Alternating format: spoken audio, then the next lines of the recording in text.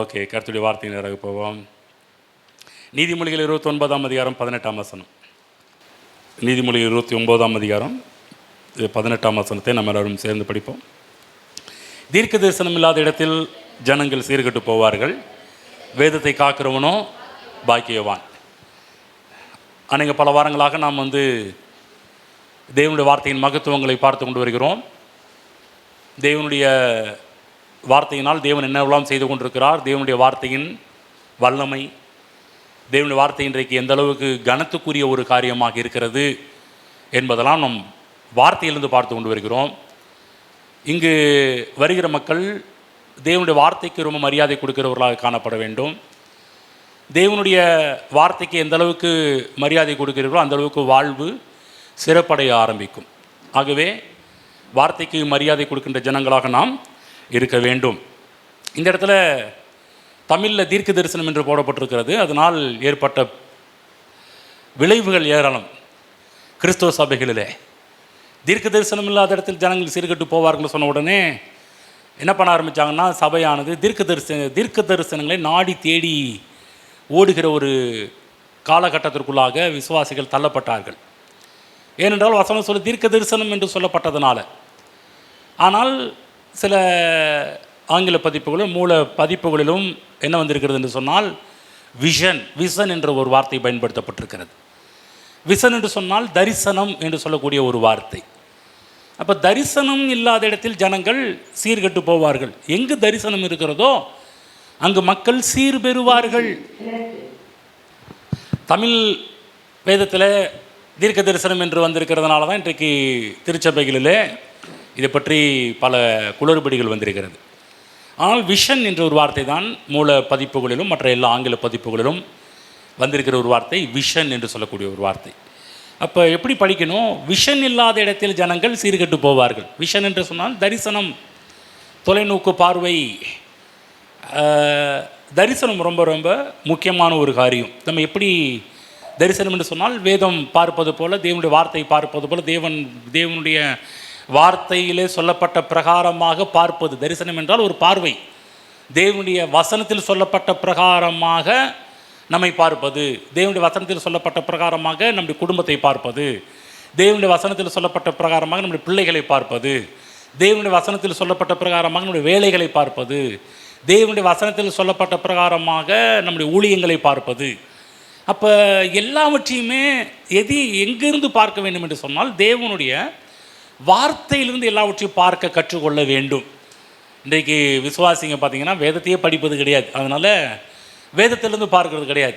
உலகத்திலேருந்து பல காரியத்தெல்லாம் படிச்சுக்கிறதுனால அநேக நேரத்தில் எங்கேருந்து கற்றுக்கொள்கிறாங்கன்னா உலகத்திலேருந்து கற்றுக்கொள்கிறாங்க. உலகத்தின் பார்வையிலே சபை போய் கொண்டிருக்கிறது. கொஞ்சம் கேர்ஃபுல்லாக இருக்கணும். உலகத்தின் பார்வையில் சபை போகக்கூடாது, வேதத்தின் பார்வையிலே சபை போக வேண்டும். ஆகதான் தரிசனம் இல்லாத இடத்தில் ஜனங்கள் சீர்கெட்டு போவார்கள். திரும்ப சொல்கிறேன், தேவனுடைய வார்த்தையிலிருந்து நீங்கள் எதையும் பார்க்கவில்லை என்று சொன்னால் அங்கு சீர்கேடு உண்டாக ஆரம்பிக்கும். தேவனுடைய வார்த்தையிலிருந்து நீங்கள் எல்லாவற்றையும் பார்க்க ஆரம்பிப்பீர்கள் என்றால் அங்கு மக்கள் சீர்பெற ஆரம்பிப்பார்கள். ஏனென்று சொன்னால் இந்த உலகத்தில் நம்மை உண்டாக்குனது கர்த்தர், நம்மை படைத்தது கர்த்தர், நம்மை சிருஷ்டித்தது கர்த்தர். அவருக்கு மட்டும்தான் நம்மை பற்றி எல்லாம் தெரியும், வேறு யாருக்கும் தெரியாது. நல்லா புரிஞ்சுக்கங்க. இந்த உலகத்தில் உங்கள் அக்கம் பக்கத்தில் இருக்கிறவங்களுக்கோ, உங்கள் கூட இருக்கிறவங்களுக்கோ, உங்கள் நண்பர்களுக்கோ, உங்கள் உறவினர்களுக்கோ நீங்கள் யார் என்ற ஒரு படம் சரியாக தெரியாது. நம்மை பற்றிய படத்தை வரைந்தவரே கர்த்தர் தான். புரியுதுங்களா? நம்மை பற்றி எல்லாமே திட்டம் பண்ணினவர், தீர்மானம் பண்ணினவர், நம்மை குறித்த எல்லா காரியத்தையும் வரைந்தது கர்த்தர். அப்போ அவர் என்ன சொல்லியிருக்கிறார் என்கின்ற அடிப்படையிலே நாம் நம்முடைய எல்லா காரியத்தையும் பார்க்க ஆரம்பிப்போம் என்று சொன்னால் அங்கு மக்கள் சீர்பெறுவார்கள். புரிஞ்சிச்சுங்களா? அன்றைய நேரத்தில் நம்ம என்ன பண்ணுறோம்னா தேவனுடைய வார்த்தையின் அடிப்படையில் நம்ம பார்க்கறது கிடையாது. அதான் பெரிய பிரச்சனையை பக்கத்தில் புரிஞ்சிச்சான்னு கேளுங்க. என்ன புரிஞ்சிச்சு? தேவனுடைய வார்த்தையிலேருந்து எதையும் பார்க்க கற்றுக்கொள்ள வேண்டும். இல்லைங்க பாஸ்டர் இவங்க சொன்னாங்க அவங்க சொன்னாங்க, கொஞ்சம் நிப்பாட்டணும். இல்லைங்க இவங்க சொன்னது தப்பாக போயிடுமா? யார் சொன்னாலும் தேவனுடைய வார்த்தையிலிருந்து வரவில்லை என்று சொன்னால் அது கொஞ்சம் கேள்வி கேட்கணும். உங்களுக்குள்ளே கேள்வி, இதை ஏற்றுக்கொள்ளலாமா ஏற்றுக்கொள்ள வேண்டாமா என்பதெல்லாம் கேள்வி கேட்க ஆரம்பிக்கணும். புரியுதுங்களா? தேவனுடைய வார்த்தையிலிருந்து ஒருவேளை உங்களுக்கு ஆலோசனைகளாக இருக்கட்டும், தூதுவாக இருக்கட்டும், எதுவாக இருந்தாலும் தேவனுடைய வார்த்தையிலிருந்து வரும் என்று சொன்னால் கண்டிப்பாகவே நாம் அதற்கு அடிபணிய ஆரம்பிக்க வேண்டும். தேவனுடைய வார்த்தையிலிருந்து வராத எந்த ஒரு காரியத்துக்கும் நாம் மரியாதை கொடுக்கக்கூடாது. தேவனுடைய வார்த்தையிலிருந்து வரக்கூடிய காரியத்துக்கு நிச்சயமாகவே நாம் அடிபணிய வேண்டும், தலை வணங்க வேண்டும். கண்டிப்பாகவே சாமுவேல் சொன்னது போல கர்த்தாவை சொல்லும் அடியேன் கேட்கிறேன் என்று சொல்லக்கூடிய அந்த மனநிலைக்கு நாம் எல்லாரும் வர வேண்டும். ஆகவே போன வாரத்தில் சொல்லும்போது பார்த்திங்கன்னா, தேவனுடைய தரிசனம் இருக்கின்ற இடத்துல மக்கள் அழகு பெறுவார்கள் என்று சொன்னேன். அழகாவாங்க. தேவனுடைய வார்த்தை இல்லாத இடத்துல அவங்க அழகு குன்றி போவார்கள் என்பதை பற்றியும் பேச ஆரம்பித்தோம். அப்போ அநேக நேரத்தில் பாருங்கள், நமக்கு அநேக மக்களுக்கு பாருங்கள் தரிசனம் இல்லை. அதனால தான் பாருங்கள் வாழ்க்கையில் முன்னேற்றம் இல்லை. ஏன் முன்னேற முடியவில்லை? இப்போ உங்களை பார்த்து நீங்கள் கேட்கணும், நான் இத்தனை வருஷம் சர்ச்சுக்கு வரேன், இத்தனை வருஷம் ரட்சிக்கப்பட்டு இத்தனை வருஷம் ஆகுது, நான் ஏன் இன்னும் அப்படியே இருக்கிறேன் என்ற கேள்வி என்றைக்காவது உங்களை பார்த்து நீங்கள் கேட்டிருக்கிறீர்களா? நான் ரட்சிக்கப்பட்டு இத்தனை வருஷம் ஆச்சே, அப்படியே தானே இருக்கிறேன், ஏதாவது ஒரு இம்ப்ரூவ்மெண்ட், ஏதாவது ஒரு முன்னேற்றம், ஏதாவது ஒரு வளர்ச்சி, இன்னும் அப்படியே தானே இருக்கிறேன். கவனமாக கேளுங்க. யாரெல்லாம் இந்த கேள்வியை கேட்டுவிட்டு அந்த கேள்விக்கு பதில் இன்னும் நான் அப்படியே தான் இருக்கிறேன் என்று பதில் வரும் என்று சொன்னால் நீங்கள் கவலைக்கிடமாக இருக்கிறீர்கள். ஆகவே உங்களை அவசர சிகிச்சை தீவிர பிரிவிலே சேர்க்க வேண்டும். நான் என்ன அப்படியே இருக்கிறேன், ரட்சிக்கப்பட்டு 20 வருஷம் 25 வருஷம் 30 வருஷம் 40 வருஷம் ஆகுதே, இன்னும் என் நிலைமை அப்படியே தானே இருக்குது, எந்த முன்னேற்றமும் இல்லையே என்று நீங்கள் உங்களை பார்த்து கேள்வி கேட்டு பதிலை கண்டுபிடிப்பீர்கள் என்று சொன்னால், நான் சொல்கிறேன், தேவனுடைய வார்த்தையின் பிரகாரம் இன்னும் உங்களை பார்க்க ஆரம்பிக்கவில்லை என்ற அர்த்தம். நீங்கள் சர்ச்சுக்கு வரீங்க, போகிறீங்க, ஏதோ வருவதும் போவதும் ஒரு ஆடியன்ஸ் மாதிரி, ஒரு பார்வையாளராக, அநேக நேரத்தில் ஒரு பக்த கோடிகளாகவே நீங்கள் இருந்து விடுகிறீர்கள். நான் சொல்கிறேன், சபை என்பது பக்தர்கள் கூடுகின்ற ஒரு இடம் கிடையாது. சபை என்பது அது அவருடைய தேவனுடைய பிள்ளைகள் கூடுகின்ற ஒரு இடம். தேவன் உங்களை பக்த கோடிகளாக வைக்கல, தேவன் உங்களை அவருடைய பிள்ளைகளாக வச்சுருக்கிறாரு, ராஜாதி ராஜாக்களாக வச்சுருக்கிறாரு. புரியுதுங்களா? நீங்கள் சாதாரணமானவர்கள் அல்ல. தேவன் நம்மை உயர்வாக வைத்திருக்கிறார். நம்ம இன்னும் ஒரு ஆடியன்ஸாகவே இருந்துட்டு போகிறோம். நல்லா கவனமாக கேட்கணும். இங்கே இருக்கிற யாரும் பார்வையாளராக வந்து போகின்ற ஒரு பார்வையாளராக இருக்கக்கூடாது. பக்கத்து சொல்லுங்கள், நீங்கள் பார்வையாளராக வந்து செல்லக்கூடாது. புரியுதுங்களா? நிறைய நேரத்தில் சபை எப்படி ஆயிடுச்சுன்னா பார்வையாளர்களாகவே வந்துட்டு போயிடுறீங்க, பக்த கோடிகளாகவே இருந்துட்டு போயிடுறீங்க. நிறைய இடத்துல எப்படி பிற சமயங்களில் பக்த கோடிகள் நிறையா இருக்கிறாங்க. அநேக இடத்துல நம்ம என்ன பண்ணுறோம், பக்த கோடிகளாகவே இருந்துட்டு போயிடுறோம், பக்தர்களாகவே இருந்துட்டு போயிடுறோம், ஏசு பக்தன் மாதிரி இருந்துட்டு போயிடுறோம். கவனமாக கேளுங்க, பக்த கோடிகள் அல்ல, நீங்கள் அவருடைய பிள்ளை. சொல்லுங்கள், நான் தேவனுடைய பிள்ளை, நான் ராஜாதி ராஜாவுடைய பிள்ளை, நான் ஒரு இளவரசன். நீங்கள் யார்? இளவரசின்னு சொல்லணும். புரியுதுங்களா? நம்மளை தேவன் அப்படிப்பட்ட ஒரு பொசிஷன், ஒரு நிலையில் கருத்தில் வச்சுருக்கும் போது நம்ம வேறு மாதிரி டீல் பண்ணக்கூடாது. இப்படி உங்களை பார்க்கணும். தேவன் இப்படி வச்சுருக்கும் போது நானும் என்ன பண்ணணும், அப்படி பார்க்கணும். இல்லைங்க, நான் சபை என்ன பண்ணிச்சு, தேவனுடைய வார்த்தை எப்படி பார்க்காம நான் ஒரு புழு, நான் ஒரு குப்பை, நான் ஒரு தூசி, நான் ஒன்றுத்துக்கு உதவாதவன், எதுக்கும் லாய்க்கு இல்லாதவன், ராசி இல்லாதவன். பாருங்கள், எப்படியெல்லாம் நம்ம நினச்சிட்டு இருக்கிறோம் பாருங்கள். ஆனால் வேதம் அப்படி சொல்லுவேன், நீங்கள் ஆசீர்வதிக்கப்பட்டவர்கள். நீங்கள் எப்படி பார்க்கணும், நான் ஒன்றுத்துக்கு உதவாதவன் பார்க்கக்கூடாது. வேதம் உங்களை பார்க்க சொல்லும்போது நீங்கள் சொல்லணும், நான் ஆசீர்வதிக்கப்பட்டவன். எப்படி சொல்கிற நீ ஆசீர்வதிக்கப்பட்டவன்? என்னை உண்டாக்கின இறைவன், என்னை உண்டாக்கின என் அப்பா, என் தகப்பன் என்னை பற்றி இப்படி எழுதி வச்சிருக்கிறேன், நான் ஆசீர்வதிக்கப்பட்டவன் அவர் சொல்லும்போது இப்போ நானும் எப்படி சொல்லணும், அதன் அடிப்படையில் சொல்ல வேண்டும். சில பேர் சொல்லுவோம், உனக்கு என்ன திமிரு? திமிரு இல்லை, என் தேவன், எங்கள் அப்பா என்னை இப்படி தான் சொல்கிறார், என்னை இப்படி தான் அழைக்கிறார், என்னை இப்படி தான் இருக்க வேண்டும் என்று எங்கள் அப்பா ஆசைப்படுறார். ஆகவே நானும் இந்த உலகத்தில் அப்படி தான் இருப்பேன். இந்த இப்படிப்பட்ட ஒரு தரிசனத்தை நமக்குள்ளாக உருவாக்க வேண்டும். போன வாரம் சொன்னேன், பரிசுத்தம் ரொம்ப முக்கியம். ஆனால் பரிசுத்தம் இருந்தும் நம்மை பற்றி வேதம் சொல்கின்ற அடிப்படையில் நாம் நம்மை பார்க்கவில்லை என்று சொன்னால் நம்முடைய எதிர்காலம் வீணாகவே போயிடும். அன்றைய நேரத்தில் பரிசுத்தத்தை பற்றி நிறைய சபைகள் போதிக்கிறாங்க, நம்மளும் போதிக்கிறோம், பரிசுத்தத்தை பற்றி சொல்கிறோம், சில நேரத்தில் அவைகளை எடுத்து பேசுகிறோம். ஆனால் ஒன்லி பரிசுத்தம் மட்டும் இருக்க சில பேர், நிறைய கிறிஸ்தவங்க பாருங்கள், இந்த பரிசுத்தமாக இருந்தால் மட்டும் போதும்னு சொல்லி ஒரு நல்ல ஒரு பார்வை கிடையாது. தேவனுடைய வார்த்தையிலும் நம்மளை பார்க்குறது கிடையாது. அது அவங்களுடைய பார்வை எல்லாமே பரிசுத்தம் அது அது அது அந்த மட்டும்தான் பார்க்குறாங்க ஒழிய அதுக்கு மேலே தேவன் என்ன வச்சிருக்கிறார் என்பதை பற்றி பார்க்குறது கிடையாது.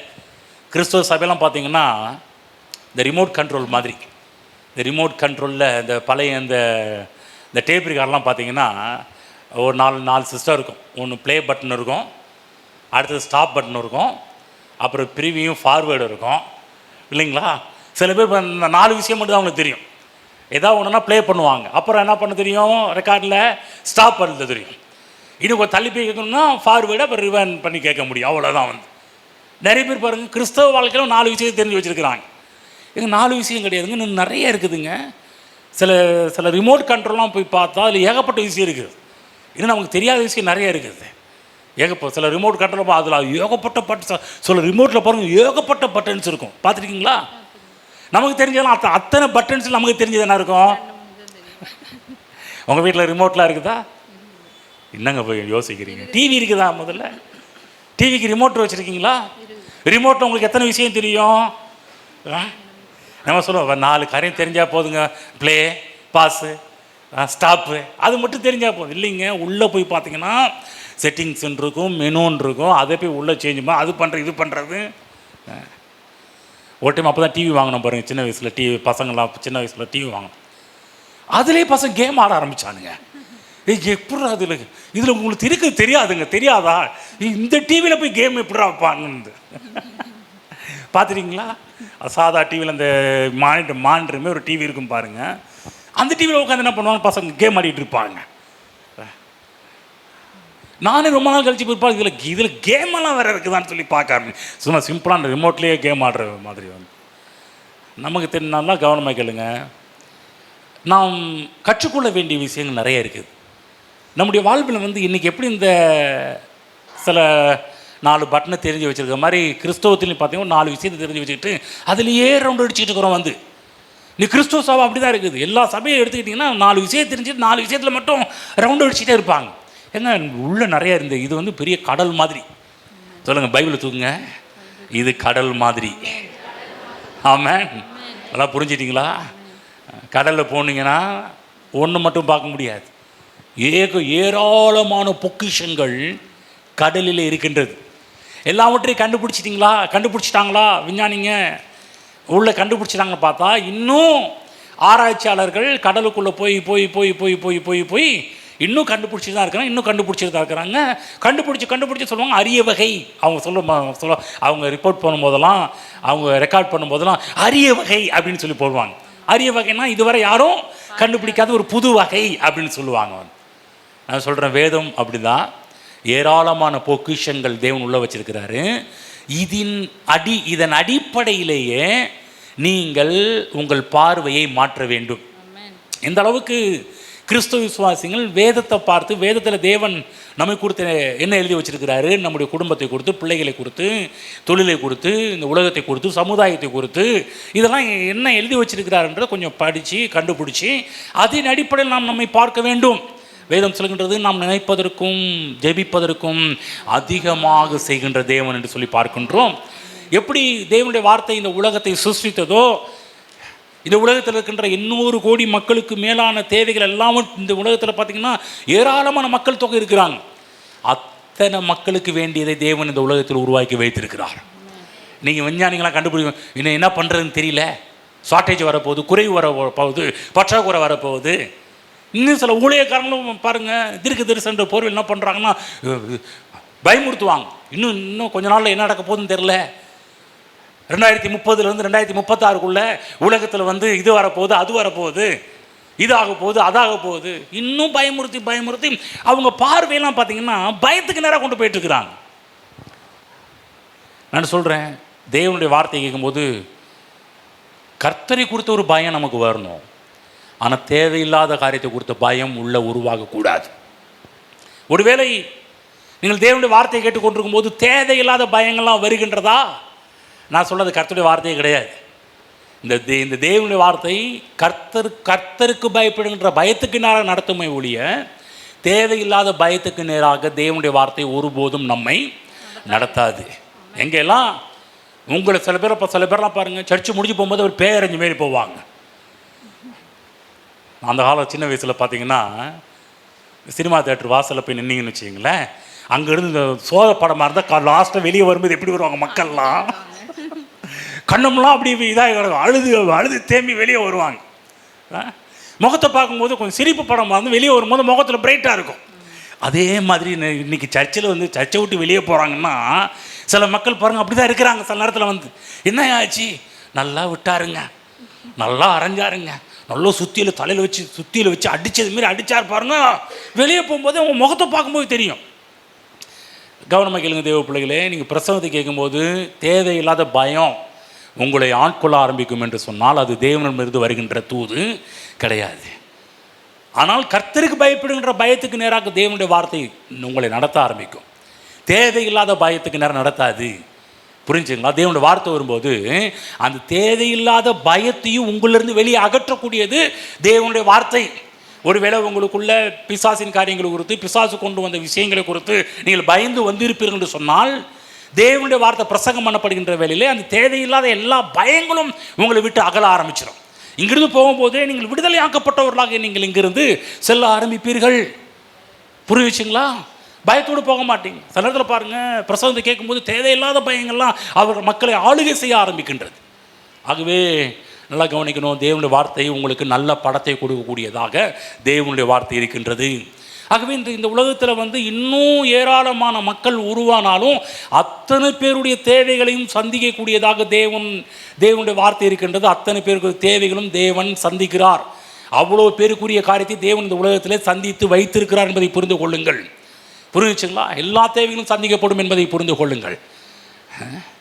தேவனுடைய வார்த்தை என்ன பண்ணுகிறது என்று சொன்னால், இந்த உலகத்தில் இருக்கிற எல்லாருடைய இன்னைக்கு புதுசாக மக்கள் வந்தால் கூட, இன்றைக்கும் ஒன்று பிள்ளைங்க பிறந்தா கூட, இன்றைக்கும் ரட்சிக்கப்பட்டால் கூட பார்த்தீங்கன்னா அவருடைய எல்லா தேவைகளையுமே அத்தனை கோடி மக்களுடைய தேவைகளை சந்திக்கக்கூடியதாக கர்த்தருடைய வார்த்தை இருக்கின்றது.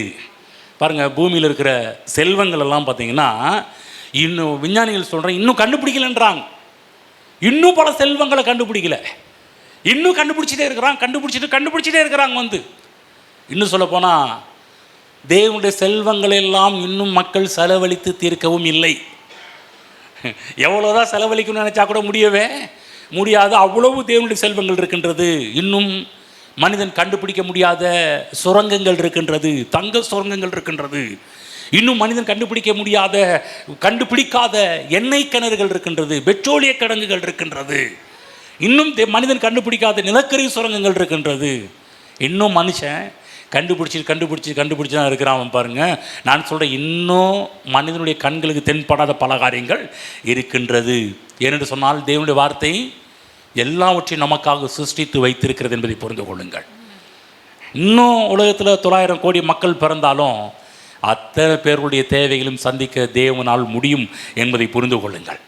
இந்த உலகத்தில் வந்து சில யூடியூபர்ஸ் சொல்லுவாங்க, அவ்வளோதான் உலகம், இனிமேல் வந்து கஷ்டம்தான், பிரச்சனை தான் அப்படின்னு சொல்லுவாங்க. அதை ஏற்றுக்கொள்ளாதீங்க, நம்பாதீங்க. தேவனை வார்த்தை சொல்லுங்கள், என் தேவன் எல் ஷடாய், போதுமானதற்கும் அதிகமானவர்.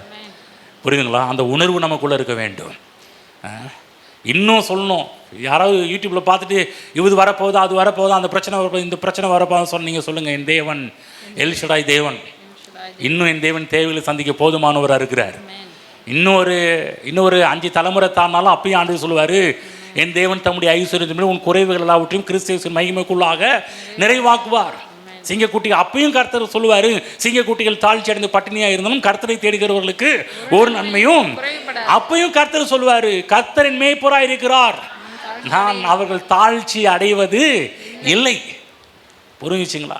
தேவன் நம்முடைய மேய்ப்பராக இருக்கிறவர்களும் எல்லாரும் சொல்லுங்க, கர்த்தரின் மேய்ப்பராக இருக்கிறார், நான் ஒன்றிலும் குறைவுபட மாட்டேன், நான் ஒன்றிலும் குறைவுபட்டு போக மாட்டேன், ஓட்டாண்டியாக ஆக மாட்டேன். புரிஞ்சுங்களா நான் சொல்கிறேன்னு? இங்கே பேசிட்டு வெளியே போய் என்ன பண்ணுறதுன்னு தெரியலிங்க பிரதர், என்ன பண்ணுறதுன்னு தெரில, மண்டையை பிச்சுக்கிறதா மண்டையை சுடுறதா, யார்கிட்ட போய் நிற்கிறது யார்கிட்ட போய் கேட்குறது, அந்த மாதிரி நிலைமையெல்லாம் உருவாக கூடாது. தேவனுடைய வார்த்தையில் உங்களை பார்க்க தரிசனம் இருக்கிற இடத்தில் ஜனங்கள் சீர் பெறுவார்கள். தேவனுடைய வார்த்தையிலிருந்து உங்களை பார்க்க ஆரம்பித்தால் சீர் பெறுவீர்கள். தேவனுடைய வார்த்தை இல்லை என்று சொன்னால் அங்கு மக்கள் சீர்கட்டு போவார்கள். ஆகவே தேவனுடைய வார்த்தையை நமக்கு ஆதியிலேயே தேவன் உலகத்தை உருவாக்கும் போதே நல்லா கவனமாக கேளுங்க, அன்றைக்கே நம்முடைய தேவைகள் எல்லாவற்றையும் தேவன் நிறைவாக சம்பாதித்து வைத்திருக்கின்றார். புரிஞ்சுங்களா? ஆகவே நீங்கள் தரிசனம் உள்ளவர்களாக இருப்பீர்கள் என்று சொன்னால் போதுமானதற்கும் அதிகமாக தேவன் உங்களை ஆசீர்வதிப்பதை நீங்கள் உங்கள் வாழ்வில் பார்க்க ஆரம்பிப்பீர்கள். புரிஞ்சுங்களா? தரிசனம் ரொம்ப ரொம்ப அவசியம். ஆகவே இல்லாதவைகளை நினைத்து கவலைப்படக்கூடாது. தேவனுடைய வார்த்தையிலே தேவன் ஏராளமான காரியத்தை வைத்திருக்கிறார், நம்ம அப்படி பார்க்க வேண்டும். இன்றைக்கு பாருங்க, தேவன் உண்டாக்கின எவரெஸ்ட் சிகரம் அதை கூட பாருங்க, மக்கள் எட்டி பார்க்கறது எவ்வளோ பிரயாசம் எடுக்கிறாங்க. இன்னும் நிறைய பேர் பல பல காரியத்தை செஞ்சுட்டு தான் இருக்கிறாங்க. அநேக மக்கள் தேவன் உண்டாக்கின அநேக காரியத்தை நீங்கள் இன்னும் பார்க்க முடியாதவர்களாக தான் இன்றும் மக்கள் இருக்கிறாங்க. ஏராளமான காரியத்தை தேவன் உருவாக்கி வைத்திருக்கிறார். தேவனுடைய திட்டங்கள் எல்லாம் உயரமானவைகள். எல்லாரும் சொல்லி, தேவனுடைய திட்டங்கள் எல்லாம் உயரமானவைகள். புரிஞ்சுச்சுங்களா? பசிபிக் மகா சமுத்திரத்தை பற்றி சொல்கிறாங்க, இருக்கிறதுலே பெரிய ஆழமான ஒரு கடல் என்று சொல்கிறாங்க. என்ன சொல்கிறாங்கன்னா, அதில் இன்னும் மக்கள் கண்டுபிடிக்க அந்த ஆழத்தை இன்னும் தொடலன்றாங்க. அந்த பசிபிக்கு கடலின் ஆழத்தை இன்னும் மக்கள் தொடவில்லை என்று சொல்கிறாங்க. இன்னும் போயிட்டே இருக்குதுன்றாங்க. இன்னும் அதனுடைய ஆழம் கண்டுபிடிக்க முடியும், இன்னும் போயிட்டே இருக்குதுன்றாங்க. தேவன் அப்படிப்பட்டவர். அவர் உண்டாக்குனவங்களாம் உயரமானவைகள், ஆழம் கண்டுபிடிக்க முடியாதவைகள்.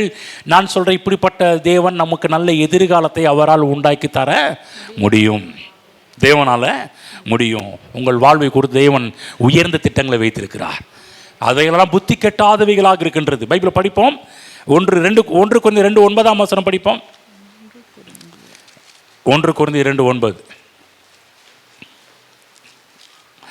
படிப்போம். எழுதியிருக்கிறபடி தேவன் தம்மில் அன்பு கூறுகிறவர்களுக்கு ஆயத்தம் பண்ணினவைகளை கண் காணவும் இல்லை, காது கேட்கவும் இல்லை, அவைகள் மனுஷனுடைய இதயத்தில் தோன்றவும் இல்லை. கவனிச்சிங்களா என்ன சொல்கிற? பைபிளில் போடப்பட்டிருக்குதுன்னு திரும்ப நிறுத்தி நிதானமாக படிக்கிறேன், கேளுங்க. தேவனிடத்தில் எழுதியிருக்கிறபடி தேவன் தம்மில் அன்பு கூறுகிறவர்களுக்கு. நீங்களா அன்பு கூறுகிறீர்களா தேவனை? ஹலோ, ஆண்டவர் நேசித்து வந்திருக்கிறீங்க. தேவனிடத்தில் அன்பு கூறுகிறவர்களுக்கு ஆயத்தம் பண்ணினவைகளை,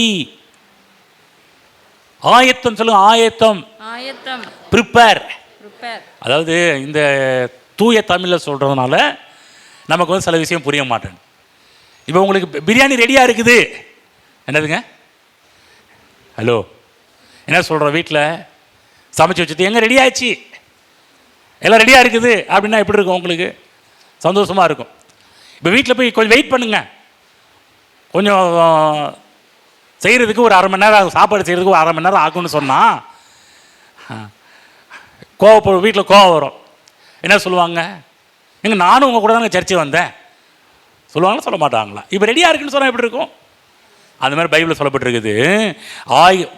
தேவன் எழுதியிருக்கிறப்ப தேவன் தமிழ் அன்பு கூறுகிறவர்களுக்கு ஆயத்தம் பண்ணினவைகளை கண் காணவும் இல்லை, காது கேட்கவும் இல்லை, அவைகள் மனுஷனுடைய இதயத்தில் தோன்றவும் இல்லை. என்ன சொல்றாரு அப்படின்னா, தேவன் நம்மை குறித்து மகிமையான திட்டங்களை தேவன் வைத்திருக்கிறார், நம்மை குறித்து உயர்வான நோக்கங்களை வைத்திருக்கிறார். மனுஷனுடைய பார்வைக்கு அதெல்லாம் அற்பமானவைகளாக இருக்கின்றது என்பதை புரிந்து கொள்ளுங்கள். தேவன் நம்முடைய வாழ்வை அற்பமாக நடத்துவது கிடையாது. தேவன் நம்மை உயர்வானவர்களாக நடத்துகிறார். தேவன் நம்மை உயர்ந்தவர்களாக பார்க்கிறார். தேவன் உங்களை மட்டமானவர்களாக பார்ப்பது கிடையாது. உங்களை தேவன் புழுவாகவும் தேவன் உங்களை தூசியாகவும் குப்பையாகவும் பார்க்கறது கிடையாது. பக்கத்தில் சொல்லுங்க, குப்பை கிடையாது. நல்லா சொல்லுங்க, குப்பை இல்லை, தூசி இல்லை, புழு இல்லை. நீங்கள் மனிதர்கள். தேவன் நம்மளை மனுஷனாக உண்டாக்கி இருக்கிறார், அவருடைய சிருஷ்டியாக உண்டாக்கி இருக்கிறார், அவருடைய பிள்ளையாக உண்டாக்கி இருக்கிறார். நீங்கள் ஒரு நாளும் உங்களை குறித்து மட்டமாக பார்க்காதீர்கள். தேவன் நம்மை உயர்வானவர்களாக உண்டாக்கி இருக்கிறார். நன்றாக புரிந்து கொள்ளுங்கள். மனிதனுடைய மனதில் தோன்றாத உயரங்களுக்கு தேவன் நம்மை அழைத்து செல்ல முடியும். இதுவரை கற்பனை கேட்டாத உயரங்களுக்கு நேராக நம் தேவன் நம்மை கொண்டு செல்ல முடியும். நல்லா கவனமாக கேளுங்க. மனிதனுடைய எண்ணங்களுக்கு எல்லை உண்டு, ஆனால் தேவனுடைய எண்ணங்களுக்கு எல்லை இல்லவே இல்லை. அது கண்டுபிடிக்க முடியாதவைகள். தேவன் எல்லைகளை கடந்தவர். நன்றாக புரிந்து கொள்ளுங்கள். தேவன் நம்முடைய இந்த மனித மூளையில் தேவனை அடக்கவே முடியாது.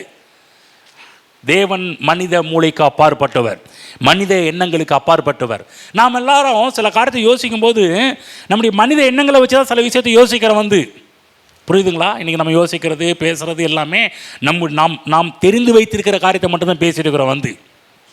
ஆனால் நம்முடைய மனித எண்ணங்களுக்கு தெரியாத பல காரியங்களை தேவன் உருவாக்கி வைத்திருக்கிறார். உயர்ந்த திட்டங்களை தேவன் வைத்திருக்கின்றார். அவங்க சில இடத்துல பைபிளை பார்க்குறோம், இது கர்த்தரால் ஆயிற்று, நம்முடைய கண்களுக்கு ஆச்சரியமாக இருக்கிறது. சில விஷயத்தெல்லாம் பாருங்கள், நம்முடைய வாழ்க்கையில் தேவன் செய்யும்போது நமக்கு ரொம்ப ஆச்சரியமாக இருக்கும், ரொம்ப சர்ப்ரைஸாக இருக்கும். ஓ, என்ன இது ஆச்சரியமாக இருக்குதே. பார்த்துருக்கீங்களா? தேவன் அப்படி செய்ய வல்லவர், உங்கள் வாழ்வில் செய்ய வல்லவர். திரும்ப சொல்கிறேன், நம்முடைய மூளை, நம்முடைய எண்ணங்கள்லாம் ஒரு குறிப்பிட்ட அளவுக்குள்ளே நம்ம எண்ணங்களை வச்சுருக்கிறோம். இந்த இந்த எண்ணங்களில் ஸ்டோர் பண்ணி வச்சுருக்கிறதெல்லாம், இந்த எண்ணங்களில் சேகரித்து வைத்த காரியத்தில் நீங்கள் கணக்கு போட்டு பார்த்தீங்கன்னா, நம்ம இந்த உலகத்திலிருந்து சில காரியத்தை கற்று வச்சுருப்போம் பாருங்கள், அதை கொண்டு தான் நம்ம மனதில் சேகரித்து வச்சுருக்கிறோம். ஆனால் தேவனுடைய வார்த்தையிலிருந்து பார்க்கும்போது வேதம் சொல்கின்றது, தேவன் தம்மில் அன்பு கூறுகிறவர்களுக்கு ஆயத்தம் பண்ணினவைகளை கண் காணவும் இல்லை, காது கேட்கவும் இல்லை, இதயத்தில் தோன்றவும் இல்லை. அதுக்கு அர்த்தம் சொல்றாரு, நமக்கோ. சொல்லுங்க, நமக்கோ. நல்லா சொல்ல, நமக்கோ. முன்னாடி என்ன சொன்னாரு? தேவன் தமிழ் அன்பு கூறுகிறவர்களுக்கு ஆயத்தம் பண்ணினவங்களை கண்ணு பார்க்கல, காது கேட்கல, இதயத்தில் தோன்றலன்னு சொல்லப்பட்டிருக்குல்ல. உடனே நம்ம என்ன பண்ணுறோம்னா, பாருங்க பிரதர், பாஸ்டர், பைபிள் ஆண்டவர் என்ன சொல்லியிருக்கிறார், அதெல்லாம் தேவனுடைய விஷயத்தில் நம்ம புரிஞ்சிக்க முடியாதுங்க. தேவனுடைய காரியத்தை கண்ணு பார்க்கல, காது கேட்கல, இதயத்தில் தோன்றவங்கள அதெல்லாம் அன்றைங்க இடத்துல ஊழியக்காரங்க என்ன பண்ணுவாங்கன்னா, மறைவானவைகள் கர்த்தருக்கே உரியவைகள் அப்படின்ட்டுருவாங்க. தம்பி, இந்த மறைவானதில் ரொம்ப அலசிலாம் பார்க்க வேண்டாம், மறைவானதெல்லாம் மறைக்கப்பட்டதுன்னு யோசிச்செல்லாம் பார்க்க வேணான்ருவாங்க. ஆகுதான் இப்படிலாம் சொல்கிறவங்களுக்காக தான் இந்த பவுல் எழுதி வச்சிருக்கிறாரு 10ஆம் வசனம். 9 படிச்சுட்டு அப்படியே போயிடக்கூடாது. 10ஆம் வசனம் என்ன சொல்லப்பட்டிருக்குன்னு கவனிக்கணும். படிங்க பார்க்கலாம். நமக்கோ தேவன் அவைகளை தமது ஆவியினாலே வெளிப்படுத்தினார். ஆமென், ஹல்லேலூயா. என்ன போட்டிருக்குது? நமக்கோ. உங்க பைபிளில் அண்டர்லைன் பண்ணலாம், அண்டர்லைன் பண்ணிக்கலாம். நமக்கோ. அந்த நமக்கோன்ற இடத்துல யார் யாரெல்லாம் வந்திருக்கிறீங்க? நீங்களும் நானும் வந்துட்டோம். நமக்கோன்ற இடத்துல நீங்களும் இருக்கிறீங்க, நமக்கோன்ற இடத்துல நானும் இருக்கிறேன். பக்கத்தில் சொல்லுங்க, எங்க நமக்கோல நாமும் இருக்கிறோம் தெரியுமான்னு கேளுங்க. நமக்கோ சொல்ல, திரும்ப சொல்ல, நமக்கோ. ஆமென். அப்ப நமக்கோ தேவன் அவைகளை தமது ஆவியினாலே வெளிப்படுத்தினார். அந்த ஆவியானவர் எல்லாவற்றையும், தேவனுடைய ஆழங்களையும் ஆராய்ந்திருக்கிறார். அந்த ஆவியானவர் தான் தேவனுக்குரிய எல்லா காரியத்தையும் நமக்கு வெளிப்படுத்த ஆரம்பிக்கின்றார். தேவன் நம்முடைய வாழ்வில் உயர்வான காரியத்தை வைத்திருக்கிறார், உயர்வான திட்டங்கள். ரட்சிக்கப்பட்டு சர்ச்சுக்கு போக ஆரம்பிச்சனோ அன்னைக்கு தாங்க எனக்கு பல விஷயங்கள்லாம் புரிய ஆரம்பிச்சிச்சு, எல்லாமே தெரிய ஆரம்பிச்சிச்சு. ரொம்ப ஆச்சரியப்படுவேன். சிலதை பாருங்க, இந்த ப்ரேயர் மீட்டிங் போகும் பாருங்க, இந்த ப்ரேயர் மீட்டிங்கில் பாருங்கள் நிறைய விஷயங்கள் சொல்லிக் கொடுப்பாங்க. இந்த ப்ரேயர் நடக்கிறதுக்கு, ப்ரேயர் பாயிண்ட் சொல்கிறதுக்கு முன்னாடி, அந்த ப்ரேயர் பாயிண்ட்டுக்கு முன்னாடி ஒரு சில விஷயம்லாம் சொல்லுவாங்க. இந்த காரியத்துக்காக ஜெபம் பண்ண போகிறதுக்கு முன்னாடி பார்த்தீங்கன்னா, சில அந்த விஷயம், இதுக்காக ஜெபம் பண்ண போகிறோம், இப்படி நடக்குது, அப்படி நடக்குது, அது ஆச்சு இதாச்சுன்னு சொல்லி ப்ரேயர் பாயிண்ட் சொல்கிறதுக்கு முன்னாடி ஒரு சில விஷயம் சொல்லுவாங்க பாருங்கள். அப்போ தான் எனக்கு ஊரில் நடக்கிறது, உலகத்தில் நடக்கிறது எல்லாமே அப்போ தான் தெரிய ஆரம்பிக்கும். ஓ, இவ்வளோ விஷயம் இருக்குதா, இவ்வளோ காரியம் உலகத்தில் நடந்துகிட்டு இருக்குதா. அவங்க தான் ப்ரேயர் மீட்டிங்லாம் வரணும். ப்ரேயர் மீட்டிங்லாம் வரும்போது சில விஷயம் உங்களுக்கு தெரியாது.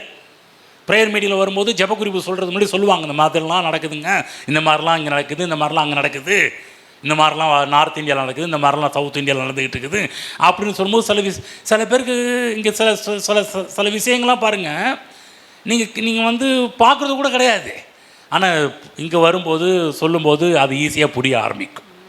ஆமாம். எவ்வளோ நாட்கள் பாரு, நான் உங்களை மாதிரி நான் போய் ஒரு இடத்துல உட்காந்து பிரசங்கம்லாம் கேட்கும்போது நான் ரொம்ப ஆச்சரியப்பட்டிருக்கிறேன். பல விஷயத்தை தேவனுடைய ஆவியானவர் என்னோட பேசியிருக்கிறார். பிரசங்கம் பண்ணிட்டு இருக்கும்போது உள்ளே பேசுவார். தேவனுடைய வார்த்தை உள்ளே போய் பெரிய ஒரு தெளிவை கொடுக்க ஆரம்பிக்கும்.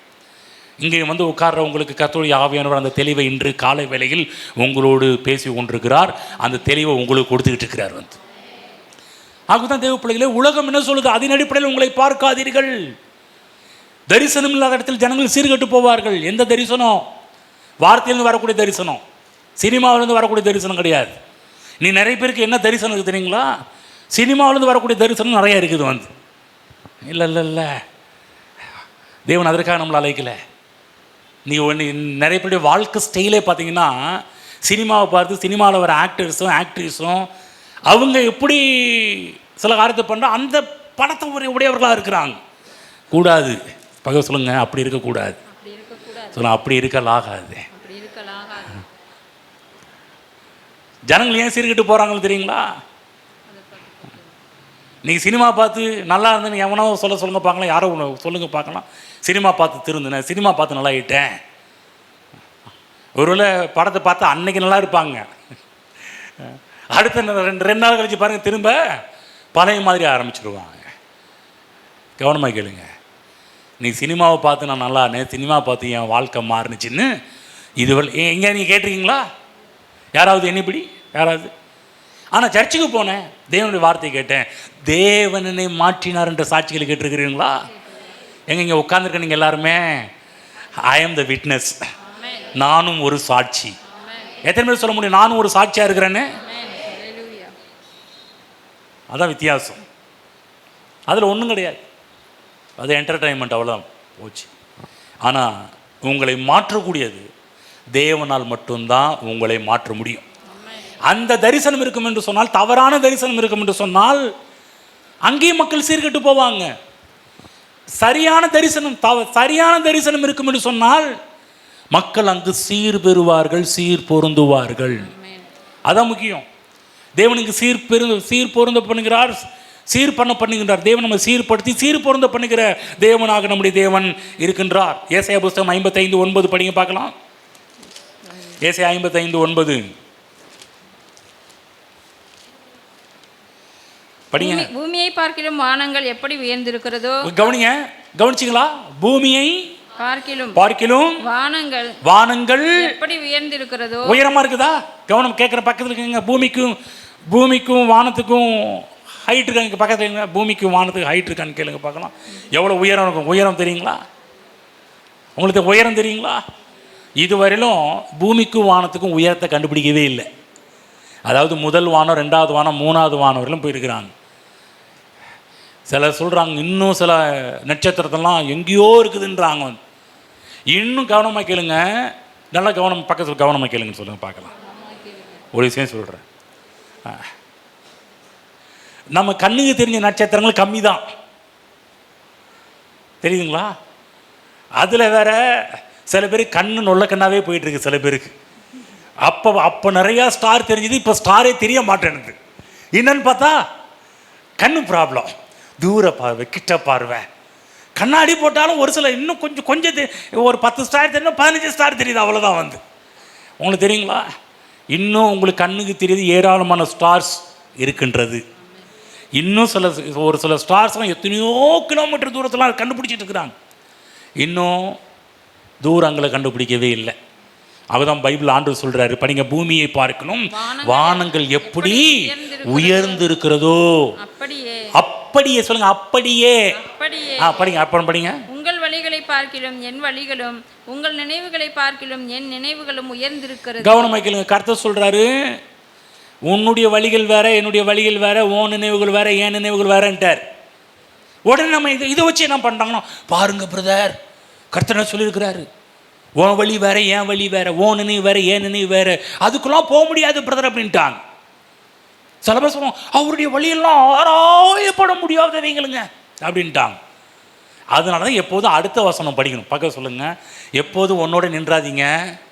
சொல்லுங்க, எப்போதும் ஒரே வசனத்தை நின்றாதீங்க, கொஞ்சம் முன்ன பின்ன பாருங்க. சொல்லுங்க, பக்கம் சொல்லுங்க, கொஞ்சம் பைபிளில் முன்ன பின்ன பாருங்க. இன்னைக்கு நிறைய பிரச்சனைங்க என்ன காரணம் தெரியுங்களா? ஏதோ ஒரு வசனத்தை பிடிச்சிட்டு அப்படியே தொக்கிக்கிட்டு நிற்கிறது. கொஞ்சம் முன்ன பின்ன பார்க்கணும். நம்ம அங்கேயும் பார்த்தோம், தேவன் தமிழத்தில் அன்பு குருவர்களுக்கு ஆயத்த மணிலும் கண் காணும் இல்லை, காது கேட்கும் இதயத்தில் தோன்றும் இல்லைன்னு பாருங்க பிரதர் அப்படின்றாங்க. உடனே கர்த்தர் என்ன எழுதி வச்சிருக்கிறார் பார்த்தீங்களா? அதெல்லாம் நமக்கு தெரியாதவைகள், கண்ணு பார்க்கலையாம், காது கேட்கலையாம். அதுக்கு தான் அடுத்த வசனத்தை பார்க்கணும். 10 என்ன சொல்லப்பட்டிருக்குது நமக்கோ. புரிஞ்சுச்சிங்களா? இப்போ புரியுதா என்ன விஷயம்னு? நம்முடைய வாழ்க்கையில் நடக்கிற அநேக பிரச்சனைகளுக்கு என்ன காரணம்னா, ஏதாவது ஒரு வசனத்தை பிடிச்சிட்டு அங்கேயே நின்றுடுறோம். கொஞ்சம் முன்னாடியும் பார்க்கறதில்ல, பின்னாடியும் பார்க்கறதில்ல. கொஞ்சம் பின்னாடி இப்போ பாருங்க, இதை படித்து சொல்லுவாங்க, பிரதர் பாஸ்டர், தேவனுடைய வழிகள் அது பூமிக்கு வானத்துக்கு உயரம் அவ்வளோ இருக்குதா, அதெல்லாம் நம்முடைய கற்பனைக்கெல்லாம் எட்டாதுங்க, அதெல்லாம் ஆராய முடியாதுங்கன்றுவாங்க. ஆகவே தான் அடுத்தது படிக்கணும். நான் படிக்கிறேன் பாருங்கள். 10 இதுலேயும் பாருங்கள், 10 அங்கேயும் 10 இங்கேயும் 10. 10ஆம் வசனம், மாறியும் உறைந்த மலையும் வானத்திலிருந்து இறங்கி அவ்விடத்துக்கு திரும்பாமல் பூமி நினைத்து அதில் முளை கிளம்பி விளையும்படி செய்து விதைக்கிறவனுக்கு விதையையும் புசிக்கிறவனுக்கு ஆகாரத்தையும் கொடுக்கிறது எப்படியோ அப்படியே என் வாயிலிருந்து புறப்படும் வசனமும் இருக்கும். புரிஞ்சுலாம் சொல்றாருன்னு. வசனம் இருக்கும். இந்த வசனம் அது வெறுமையான இடத்துக்கு திரும்பாமல் அது நான் விரும்புகிறதை செய்து நான் அதை அனுப்பின காரியமாகும்படி வாய்க்கும். என்ன சொல்றாருன்னா, நீ சொன்னில்ல பூமிக்கு வானத்துக்கு உயரம் ரொம்ப தேவன் உன் வழி என் வழி இல்லை, உன் நினைவு என் நினைவு அல்ல அப்படின்னு சொல்லி அதோட முடிச்சிடாம அடுத்தது பார்க்கணும். தேவனுடைய நினைவுகளும் தேவனுடைய வழிகளும் இப்போ நம்மால் கண்டுபிடிக்க முடியுமா என்று சொன்னால் முடியும். அதெல்லாம் எங்கே இருக்குதுன்னா அவருடைய வாயிலிருந்து புறப்படுகிற அவருடைய வசனத்தில் இருக்கிறது. ஆமென். இப்போ கையில் எடுத்து வைத்துக் கொள்ளுங்க. பைபிளை சொல்லுங்க. இந்த வசனம் எனக்கு தேவனுடைய வழிகளையும் தேவனுடைய நினைவுகளையும் ஆவியானவர் மூலமாக சொல்லி கொடுக்கப்படுகிறது. ஆமென். புரிஞ்சிச்சுங்களா? இனிமேல் ஏதோ ஒன்று படிச்சுட்டு பாஸ்டர் பைபிள் எப்படி சொல்லப்பட்டிருக்கு தெரியுங்களா உங்களுக்கு அப்படின்னு கூட கொஞ்சம் முன்னாடி படித்து பார்த்துட்டு என்னது கவனிக்கணும். ஆமாங்க அப்படின்னு நம்ம உடனே ஜாலராக போட்டுறக்கூடாது, சேஞ்சாக படிச்சிடக்கூடாது. முதல்ல முன்ன பின்ன படிக்கணும். கொஞ்சம் என்கிட்டலாம் வசனத்தை கேட்க வந்தீங்கன்னா கொஞ்சம் கவனமாக கேட்கணும். முன்னாடி என்ன பண்ணுது பின்னாடி என்ன பண்ணுது. முதல்ல என்கிட்ட வந்தீங்கன்னா முதல்ல திரும்ப படிங்கன்னுவேன். என்கிட்ட வந்ததை கேட்டிங்கன்னா திரும்ப படிங்கன்னுவேன். அடுத்தது சொல்லுவேன் முன்னாடி பின்னாடி படிங்கன்னுவேன். அப்படி உங்களுக்கு முன்னாடி சாப்டர் பின்னாடி சாப்டர் படிங்கன்னுவேன். சாதாரணமாக பதிலை எதிர்பார்க்க முடியாது. உங்களையே பதிலை கண்டுபிடிக்கிற ஒரு ஆளாக மாற்றிடுவோம். அப்போ நல்லா புரிஞ்சுக்கணும். தேவனுடைய வழிகள் இப்படி சொல்லப்பட்டோன்னு அதெல்லாம் நமக்கெல்லாம் கண்டுபிடிக்க முடியாதுங்க. அப்படி இல்லை. கொஞ்சம் தேவனுடைய வசனத்தை படித்தாலே தேவ நினைவுகளை புரிந்து கொள்ள முடியும், தேவனுடைய வழிகளை புரிந்து கொள்ள முடியும். புரியுதுங்களா? தேவனுடைய வழிகள் அவருடைய வார்த்தையில் சொல்லப்பட்டிருக்கிறது. இந்த புஸ்தகம் தேவனுடைய நினைவுகள். அவருடைய நினைவுகளை தான் தேவன் ஆவியானவர் மூலமாக பரிசுத்தவான்களிடத்தில் சொல்லி எழுதப்பட்டிருக்கிறது. இவைகள் எல்லாமே தேவனுடைய தாட். தேவன் சொல்லுங்க, இந்த வார்த்தைகள் எல்லாம் தேவனுடைய நினைவுகள், தேவனுடைய எண்ணங்கள், தேவனுடைய வழிகள். புரிஞ்சா இருக்கணுங்க. அதுதான் பாருங்க, பர்சனல் தனிப்பட்ட விதத்தில் வேதத்தை படிக்க ஆரம்பிங்க. வேதத்தை படிக்க இன்னும் தேவன் உங்களோட பேச ஆரம்பிப்பார். சில இடத்துல நீங்கள் இதை வேறு மாதிரி எடுத்துக்கிறீங்க, ஏதோ கொஞ்சம் கசப்பாக எடுத்துக்கிறீங்க, ஒரு வேண்டாம் ஒரு காரியமாக எடுத்துக்கிறீங்க. இல்லைங்க, இந்த வார்த்தைகள் ரொம்ப பாருங்கள், இது இல்லைன்னா நம்முடைய வாழ்வே இல்லை. இதில் தான் தேவன் நமக்கு நல்ல நல்ல படங்களை தேவன் நமக்கு உருவாக்குறார். நல்ல தரிசனத்தை நமக்குள்ள இதை பார்க்கும்போதெல்லாம் தேவனை குறித்து நல்ல தரிசனங்களை தேவனுடைய வார்த்தை நமக்கு கொடுத்து கொண்டிருக்கிறது. ஆகவே நல்லா புரிஞ்சுக்கணும், தேவனை பற்றியும் நம்ம மட்டமாக பார்க்கக்கூடாது. தேவன் நம்மை உண்டாக்கியிருக்கிறார், நம்மை குறித்தும் நாம் நம்மை குறைவாக எடை போடக்கூடாது. பக்கம் சொல்லுங்க, உங்களையும் குறைவாக எடை போடக்கூடாது, யாரையும் குறைவாக எடை போடக்கூடாது. புரிஞ்சுங்களா? அது முக்கியம். நம்ம தளத்தில் நம்மளை குறைவாக எடை போட மாட்டோம். ஆனால் நம்ம கூட இருக்கிறவங்க ரொம்ப மட்டமாக டீல் பண்ணுவோம். இது இவங்க மட்டும்தான் ரொம்ப ஒஸ்தியில் பிறந்த கஸ்தூரி மாதிரியும், மற்றவங்களாம் ரொம்ப கீழே இருக்கிறவங்க. இல்லை, நீங்கள் தேவனுடைய வார்த்தையிலேருந்து உங்களை பார்க்க ஆரம்பிச்சிங்கன்னா உங்களையும் உயர்வாக பார்ப்பீங்க, உங்கள் கூட இருக்கிறவங்களும் உயர்வாக பார்ப்பீங்க. நீங்கள் எந்த ஆள் அப்படிலாம் கேட்க மாட்டீங்க. ஹலோ, பக்கத்தில் இருக்கிறீங்களா கேளுங்க. அந்த பேச்சுக்கெல்லாம் இடமே இருக்காதுங்க. வசனத்தை ரெகுலராக கேட்க பார்த்தீங்கன்னா வேறு தாட்டே வராது, வேறு எண்ணமே வராது, வேறு எதுவுமே மாம்சிக உள்ளே வரவே தேவனுடைய வார்த்தைக்குள்ளே போக ஆரம்பிச்சிட்டிங்கன்னா பவுல போல சொல்லுவீங்க, நாங்கள் ஒருவனையும் மாம்சத்தின்படி அறியோம், எங்களுக்கு யாரும் மாம்சத்தின்படி தெரியாதுங்க அப்படின்னு சொல்லிடுவாங்க. அப்போ எல்லாரும் எப்படி பார்ப்பீங்க? ஆவியின்படி, ஆவிக்குரிய ரீதியில் உங்களை பார்க்க ஆரம்பிப்பீர்கள். அப்போ ஒவ்வொருவரையும் குறித்து தேவன் உயர்ந்த திட்டங்களை வைத்திருக்கிறார். என்னை குறித்து, உங்களை குறித்து, உங்கள் பக்கத்தில் இருக்கிறவங்களை குறித்து தேவன் உயர்வான திட்டங்களை வைத்திருக்கிறார். இங்கே இருக்கிற யாரும் சால சப்பட்ட கிடையாது. புரியுதுங்களா? தேவன் உங்களை குறித்து நல்ல உயர்வான எண்ணங்களை வைத்திருக்கிறார். சாதாரண உங்களை குறித்து தேவன் சாதாரணமான எண்ணம்லாம் வச்சுருக்குது, வச்சதுக்குள்ள இங்கே உட்கார்ந்துருக்கிற ஒவ்வொருவரை குறித்து தேவன் பெரிய பெரிய திட்டங்களோடு தேவன் காத்து கொண்டிருக்கிறார். நம்ம அந்த அந்த தேவ திட்டங்களுக்கு நம்ம போகிறது கிடையாது. அதான் பிரச்சனையே. நம்ம உலக எண்ணங்களுக்குள்ளேயே போயிடுறோம். நம்ம அக்கம் பக்கத்தில் இருக்க என்ன சொல்கிறாங்க, நம்ம நண்பர்கள் என்ன சொல்கிறாங்க, நம்ம உறவினர்கள் என்ன சொல்கிறாங்க, அதில் போயிடுறோம். கொஞ்சம் அதெல்லாம் ரெண்டாவதை வச்சுக்கிங்க. முதல்ல தேவன் என்ன சொல்லுகிறார் என்பதற்கு முக்கியத்துவம் கொடுங்க. தேவன் உங்களை குறித்து சொல்வதற்கு கீழாக உங்களை பார்க்காதீர்கள். தேவன் உங்களை குறித்து என்ன சொல்லியிருக்கிறாரோ அதற்கு தகுந்தாற் போல் உங்களை பார்க்க ஆரம்பியுங்கள். புரியுதுங்களா? உங்களை யாராவது இப்படி சொன்னாங்கன்னா நீங்கள் அப்படி கிடையாது. சில நேரத்தில் பாருங்கள், வீட்டில் சண்டை வரும். எதுக்கு சண்டை? இனி நாயின்ட்டா பாஸ்டர், இனி பண்ணின்ட்டாங்க, இனி குரங்குன்ட்டாங்க, இனி கழுதுன்ட்டாங்க. பார்த்துருக்கீங்க, வீட்டில் சின்னோண்டு வார்த்தை பேசியிருப்பாங்க. உடனே பாருங்கள் கோவம். நான் கேட்குறேன் அவங்கள பார்த்து, எங்க நீங்கள் அப்படியா? நீங்கள் கோவப்படும் போது என்னதை காமிக்கிறீங்கன்னா அவங்க சொன்னதை ஆம் சொல்கிறீங்க. நீங்கள் அப்படி கிடையாது. சொல்லுங்கள் பக்கத்தில் பார்த்து, உங்களை யாரெல்லாம் என்னென்ன திட்டிருக்கிறாங்களோ அதெல்லாம் நீங்கள். புரிஞ்சுங்களா? எப்படி சொல்லலாம்? என்னையே பார்த்து எப்படி சொல்லலாம்? கவனமாக கேளுங்க. தேவன் உங்களை உயரோ பார்த்துட்டு இருக்கிறார். இன்னும் நல்ல கவனமாக, உங்களை பற்றி உங்கள் கூட இருக்கிற யாருக்குமே தெரியாது. உங்களுடைய உயர்வை குறித்து, உங்கள் மேன்மையை குறித்து, உங்கள் கனத்தை குறித்து கூட இருக்கிற யாருக்கும் தெரியாது. ஆனால் நம்மை உண்டாக்கின ஆண்டவருக்கு தெரியும் நீங்கள் எவ்வளவு உயர்வானவர்கள் என்று சொல்லி. பைபிளில் புறப்பட்டிருக்குது, ஒரு வியாபாரி நம்மளை முத்தம் வாங்கிறதுக்கு எல்லாவற்றையும் விட்டுட்டு வந்தானாம் பாருங்க. அதேமாதிரி தான் உங்களையும் என்னை மீட்பதற்கு தேவகுமாரன் இந்த உலகத்தில் இறங்கி வந்தார். ஏன் தெரியுங்களா? எங்க கடவுளே மனுஷனா இந்த உலகத்தில் ஏன் இறங்கி வந்தார் தெரியுங்களா? உங்களையும் என்னை மீட்பதற்காக. ஏங்க உங்களையும் என்னை மீட்பதற்கு இந்த உலகத்தில், கவனமாக கேளுங்க, இந்த உலகத்தில் காசு நீங்களும் நானும் விலை கொடுத்து இந்த உலகத்தில் இருக்கிற பொருட்களால் விலை கொடுத்து வாங்க முடியாதவர்கள். ஆகவேதான் தேவன் அவருடைய ரத்தத்தை சிந்தி வாங்கியிருக்கிறார். அந்த ரத்தத்தை குறித்து பேதுரு சொல்லும்போது, விலையேற பெற்ற ரத்தம், மோர் தென் காஸ்ட்லி, விலையேற பெற்றது. அந்த ரத்தத்தை கொடுத்து நம்ம வாங்கியிருக்கிறார்னா நீங்களும் நானும் எவ்வளவு காஸ்ட்லி என்பதை புரிஞ்சுக்கணும். சொல்லுங்க பக்கத்தில் பார்த்து, எங்க நீங்கள் ரொம்ப காஸ்ட்லிங்க.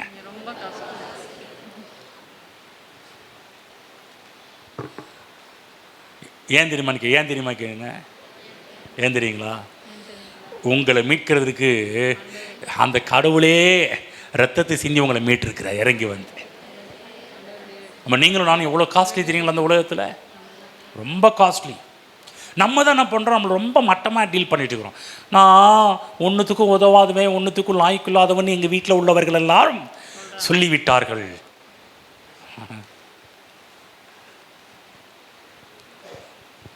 அந்த தாமஸ் ஆல்வா எடிசன் கேள்விப்பட்டிருக்கீங்களா? எத்தனை பேர் கேள்விப்பட்டிருக்கீங்க? இந்த பல்பெலாம் கண்டுபிடிச்சது யார்? பல்பு ஃபேன்லாம் கண்டுபிடிச்சது தாமஸ் ஆல்வா எடிசன். அவங்க சின்ன பிள்ளையில் தாமஸ் ஆல்வா எடிசன் சின்ன வயசாக இருக்கும்போது அவங்க டீச்சர் என்ன டீச்சர் அவன் சரியாக படிக்கலை மக்குன்னு சொல்லிட்டு ஒரு லெட்டர் எழுதி பையன்கிட்ட கொடுத்து, இனிமேல் இவனை நீங்கள் ஸ்கூலுக்கு அனுப்ப வேண்டாம், உங்கள் பையன் மக்கு, அவன் படிக்க லாய்க்கில்லாதவன், அவன் எதுக்கும் உருப்படாதவன் சொல்லி மட்டமானதாக எழுதி லெட்டர் எழுதி கொடுத்துட்டான். இதை போய் அவங்க அம்மாட்ட கொடுன்னு. தாமஸ் ஆல்வா எடிசன் சின்ன வயசில் இருக்கும்போது அவங்க அம்மாட்ட மம்மி இந்த மாதிரி டீச்சர் இந்த லெட்டர் கொடுத்தாங்கன்னு சொன்னோம்னே அந்த லெட்டர் எடுத்து அவங்க படித்து பார்க்குறாங்க. தான் பையனை பற்றி தப்பாக எழுதியிருக்கிறாங்க மிஸ்ஸு. உடனே அவங்க அம்மா சொல்கிறாங்க, தம்பி கேட்குறான், என்னம்மா மிஸ்ஸு சொல்லியிருக்காங்கன்னா, இல்லைப்பா உனக்கு சொல்லி கொடுக்கக்கூடிய அளவுக்கு அந்த ஸ்கூலில் யாருக்குமே தகுதி இல்லை, அதனால் நீ ஸ்கூலுக்கு போக தான் நான் உனக்கு கற்றுக் கொடுக்குறேன்னு சொல்லி கற்றுக் கொடுத்தாங்க. அந்த லெட்டருக்குள்ளே அவங்க காமிக்கலையாம் பாருங்கள். அவங்க அம்மா இறந்த பிற்பாடு இவர் கொஞ்சம் பெரியவனான பிற்பாடு தான் அம்மா எழுந்த லெட்டர் எடுத்து படித்து பார்த்தா ஸ்கூலில் இருக்கிற மிஸ்ஸு அவன் மக்கு, எதுக்கும் லாய்க்கில்லாதவன், இவனுக்கு சொல்லிக் கொடுக்குற அளவுக்கு இந்த ஸ்கூல் அந்த அளவுக்கு இது கிடையாதுன்னு சொல்லி எழுதி கொடுத்துருக்குறாங்க. அதை படித்தோன்னே ரொம்ப அழுதாராம் பாருங்க. அந்த மனுஷனை மக்கு லாய்க்கில்லாதவன்னு சொன்ன மனுஷன்தான் ஆயிரக்கணக்கான கண்டுபிடிப்புகளை கண்டுபிடிச்சார். அதில் ஒன்று தான் இந்த பல்பு மற்ற காரியங்கள்லாம் வந்து. ஆமென். இன்னும் நிறைய காரியத்தை கண்டுபிடிச்சிருக்கிறார். ஏராளமான விஷயங்களை கண்டுபிடிச்சிருக்கிறாங்க. கவனமாக கேளுங்க தேவ பிள்ளைகளே. ஒருவேளை உலகம் வந்து உங்களை வெறுத்து தள்ளலாம். உலகம் உங்களை வேணான்னு சொல்லலாம், உங்களை மக்குன்னு சொல்லலாம், ஒன்றுத்துக்கு உதவாதவன்னு சொல்லலாம். ஒன்று தெரியுங்களா, நீங்கள் காஸ்ட்லி என்று சொன்ன தேவன் உங்களையும் என்னையும் மீட்பதற்கு தன்னுடைய ரத்தத்தை சிந்தி நம்மை மீட்டிருக்கின்றார். புரிஞ்சுங்களா? ஆகவே நீங்களும் நானும் விலையேற பெற்றவர்கள். அது மட்டுமல்ல, தேவன் நமக்கு உயர்ந்த திட்டங்களை வைத்திருந்தாலும் அந்த திட்டங்கள் எல்லாம் ஆட்டோமேட்டிக்காக நடப்பது கிடையாது, தானாக செயல்படுவது கிடையாது. பக்கத்தில் சொல்லுங்க, எதுவும் தானாக நடக்காது. இப்போ சொல்லுங்க, நீங்கள் உயர்ந்தவர்கள் தான், தேவன் உங்கள் வாழ்வில் உயர்ந்த திட்டங்களை வைத்திருக்கிறார் தான். ஆனால் அந்த உயர்ந்த திட்டங்கள் எல்லாம் ஆட்டோமேட்டிக்காக தானாக நடக்காது. புரியுதுங்களா? என்னன்னா, ஏன் தானாக நடக்காதுன்னா, இவைகளை எந்த அளவுக்கு நீங்கள் புரிந்து கொள்கிறதின் அடிப்படையில் தான் எல்லாம் உங்கள் வாழ்வில் செயல்பட ஆரம்பிக்கும். உங்களுடைய ஒத்துழைப்பு கர்த்தருக்கு ரொம்ப ரொம்ப அவசியம். பாருங்கள், நீங்கள் வந்துட்டு பார்வையாளராக நீங்கள் அப்படியே செல்லலாம். இப்போ சொன்னது புரிஞ்சுன்னு கேளுங்க. என்ன சொல்கிறோம்? நீங்கள் வந்துட்டு பார்வையாளராக வந்துட்டு பார்த்துட்டு எங்களோட கூட சேர்ந்துட்டு ஆமேன் தோத்துறோம் அல்லையா போட்டு கை தட்டிட்டு நீங்கள் அப்படியே போகலாம். ஆனால் இங்கே வந்த நீங்கள் யார் தேவனுடைய வார்த்தையை புரிந்து கொள்கிறீர்களோ அவர்களுடைய வாழ்வில் அற்புதங்களும் அதிசயம் நடக்க ஆரம்பிக்கும். சும்மா வந்துட்டு போகிறவங்க கிடையாது. நான் அதான் அடிக்கடி சொல்லுவேன், சர்ச்சுக்கு நீங்கள் எதுவும் சும்மா வந்துட்டு போகிறதுக்காக நீங்கள் டைம் வேஸ்ட், சும்மா வந்துட்டு போகிறீங்கன்னா டைமை வேஸ்ட் பண்ணுறீங்க. திரும்ப பக்கம் சொல்லுங்கள், சும்மா வந்துட்டு போனீங்கன்னா நீங்கள் உங்கள் டைம் வேஸ்ட் பண்ணுறீங்க. புரிஞ்சுங்களா? இங்கே வர நீங்கள் உங்களுடைய பொன்னான நேரத்தை கொடுக்குறீங்க. 7 மணி என்பது பார்த்திங்கன்னா ரொம்ப சாதாரணமான ஒரு நேரம் கிடையாது. காலையில் எழுந்திரிச்சு வருவது என்பது ரொம்ப சிரமமான ஒரு காரியம்தான். எல்லோரும் வந்திருக்கிறீங்க. ஆனால் இந்த நேரம் உங்கள் வாழ்வில் வீணாய் போய் விடக்கூடாது என்று நான் நினைக்கின்றேன். நீங்கள் வந்திருக்கின்ற நேரத்தை பிரயோஜனப்படுத்திக் கொள்ளுங்கள். வேதம் சொல்வது காலத்தை பிரயோஜனப்படுத்திக் கொள்ளுங்கள், இந்த நேரத்தை பிரயோஜனப்படுத்திக் கொள்ளுங்கள், உங்கள் வாய்ப்புகளை பிரயோஜனப்படுத்திக் கொள்ளுங்கள். இங்கே வந்து நீங்கள் கொஞ்சம் காது கொடுத்து கேளுங்க.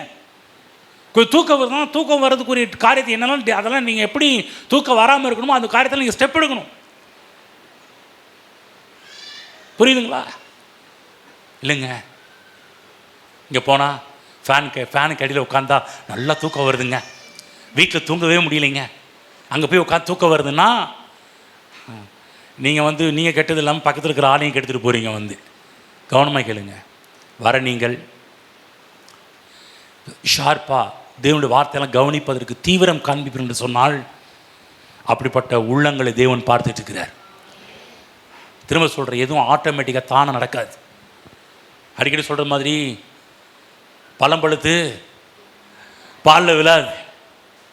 நீ என்ன தான் வெயிட் பண்ணி மாங்காய் மரத்துக்கீழே பழ மரத்துக்கீழே உட்காந்துட்டு பாலை வச்சுட்டு வெயிட் பண்ணாலும் வேறு ஏதாவது விழுந்துட போகுது. கவனமாக இருங்க, விழாது. வேணும்னா நம்ம தான் பறிக்கணும், பறித்து சாப்பிடணும். நிறைய மக்கள் பாருங்கள் தானாக நடந்துடும். பக்கம் சொல்ல தானாக எதுவும் நடக்காது. சொல்லுங்கள், புரிந்து கொள்ளுங்கள்.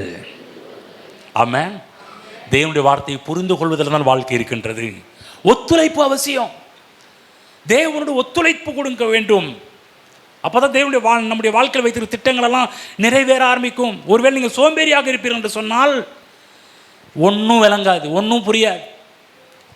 ஆகவே தேவ பிள்ளைகளே, தேவன் எல்லாவற்றையும் பார்த்து கொள்வார் என்று நாம் சும்மா இருப்பது சரியல்ல. அநேக நேரத்தில் விசுவாசிகளுக்கு பிடிச்ச வார்த்தை கர்த்தர் பார்த்து கொள்வாருங்க. கர்த்தர் பார்த்து கொள்வான்னு உங்களை சும்மா இருக்க சொல்லலை. சில பொறுப்பை நம்ம கொடுத்துருக்கிறாரு, அதெல்லாம் நம்ம செய்ய வேண்டும். தேவனோடு சேர்ந்து முன்னேற வேண்டும். பைபிளில் போடப்பட்டிருக்குது, நாம் நினைப்பதற்கும் ஜெபிப்பதற்கும் மிகவும் அதிகமாக செய்கிறவர். அநேக நேரத்தில் மக்களுக்கு புரியும், மிகவும் அதிகமாக செய்வாருங்க. ஏங்க, அதுக்கு முன்னாடி ஒன்று சொல்லப்பட்டிருக்கு, நீங்கள் ஜெபிப்பதற்கும் நினைப்பதற்கும். ஜெபிச்சிங்களா? நினச்சிங்களா? ஜெபிப்பதற்கும் வல்லம் இருக்குது, நினைக்கிறதற்கும் வல்லம் இருக்குது. பார்க்க சொல்லுங்க. ஜெபிக்கிறதுக்கும் வல்லம் இருக்குது, இருக்கிறதுக்கும் வல்லமை இருக்குது, நினைக்கிறதுக்கும் வல்லம் இருக்குது. தெரியுங்களா? ஜெபத்துக்கு எவ்வளோ வல்லம் இருக்குதோ அதே போல் உங்கள் நினைவுகளுக்கும் வல்லமை இருக்கிறது. பைபிள் போடப்பட்டிருக்கு, ஒரு மனிதனுடைய இருதயத்தின் நினைவுகள் எப்படியோ அப்படியே அவன் இருக்கிறான். ஒரு ஆள் இன்னைக்கு இருக்கிற நிலைமை காரணம் அவன் நினைவு, அவன் எண்ணம், அவன் எண்ணத்தின் நினைவுகள் எப்படியோ அப்படி தான் அவன் இருக்கிறான். நீங்கள் இன்னும் 20 வருஷம் 30 வருஷம் இப்படியே இருந்தீங்கன்னா ஒன்றும் ஒரே ப்ராப்ளம், கர்த்தர் காரணம் கிடையாது. உங்கள் எண்ணம், உங்களுடைய நினைவுகள், உங்கள் யோசனைகள், நீங்கள் சிந்திக்கின்ற சிந்தனை முறைகள், இதனால தான் நீங்கள் இன்றைக்கி இப்படி இருந்துகிட்டு இருக்கிறீங்க. ஆகுதான் மேலான சிந்தையுள்ளவர்களாக மாறுங்கள். உங்கள் எண்ணங்களிலே மாற்றம் உண்டாக வேண்டும், சிந்தைகளிலே மாற்றம் உண்டாக வேண்டும். எதன் அடிப்படை? தேவனுடைய வார்த்தையிலிருந்து சிந்தியுங்கள், தேவனுடைய வார்த்தையிலிருந்து யோசியுங்கள், தேவனுடைய வார்த்தையிலிருந்து உங்கள் மனதை புதுப்பியுங்கள். ஆகவே பைபிளில் போடப்பட்டது நமக்குள் கிரியை செய்கிற தேவனுடைய வல்லமை. புரிஞ்சுங்களா? நினைப்பதற்கும் அதிகமாக, ஜெபம் பண்ணுறதுக்கும் நினைப்பதற்கும் அதிகமாக தேவன் செய்கின்றவர். அப்போ தேவனுடைய வார்த்தைக்குள்ளாக அபார சக்தியை தேவன் வைத்திருக்கிறார். இதுவரை நீங்கள் பார்க்காத ஆற்றல் எல்லாம் தேவனுடைய வார்த்தைக்குள் இருக்கிறது. புரிஞ்சுங்களா? இந்த வார்த்தை சாதாரணமான வார்த்தை கிடையாது. இந்த ஒவ்வொரு வார்த்தைக்குள்ளையும் தேவன் அவ்வளவு ஆற்றலை வைத்திருக்கிறார். கவனமாக கேளுங்க. நீ கையில் வைத்திரு புஸ்தகம் சாதாரணமான புஸ்தகம் கிடையாது. இதில் இருக்கின்ற ஒவ்வொரு எழுத்துக்கும் பவர் இருக்குது. தெரியுங்களா? இதில் இருக்கின்ற ஒவ்வொரு எழுத்துக்கும் ஒவ்வொரு வார்த்தைக்கும் பைபிளில் போடப்பட்டிருக்குது. இதில் இருக்கிற கமாவுக்கு புல் ஸ்டாப்புக்கு கூட பவர் இருக்குது. சொல்லுங்கள் பார்க்கறதுல கமாவுக்கும் புல் ஸ்டாப்புக்கும் பவர் இருக்குன்னு சொல்லுங்கள். எதையுமே ரிஜெக்ட் பண்ண முடியாது. இந்த பைபிள் இருக்கிற, திரும்ப சொல்கிறேன், ஒவ்வொரு எழுத்துக்கும் வல்லமை, அபார சக்தி இருக்கின்றது. ஆகவேதான் பைபிள் போடப்படுது, ஆகவேதான் கிறிஸ்துவின் வசனம் சகல ஞானத்தோடும் உங்களில் வாசமாக இருக்க வேண்டும் என்று பவுல் விரும்புகிறார், ஜெபம் பண்றார். தேவனுடைய வசனம் உங்களுக்குள் சகல ஞானத்தோடும் உங்களுக்குள் வாசமாக இருக்கவும் என்று பிரேயர் பண்றார், விரும்புகிறார். ஆமென். ஆகவேதான் நானும் விரும்புகிறேன், தேவனுடைய வார்த்தை சகல ஞானத்தோடும் உங்களுக்குள் வாசமாக இருப்பதாக. ஆமென்.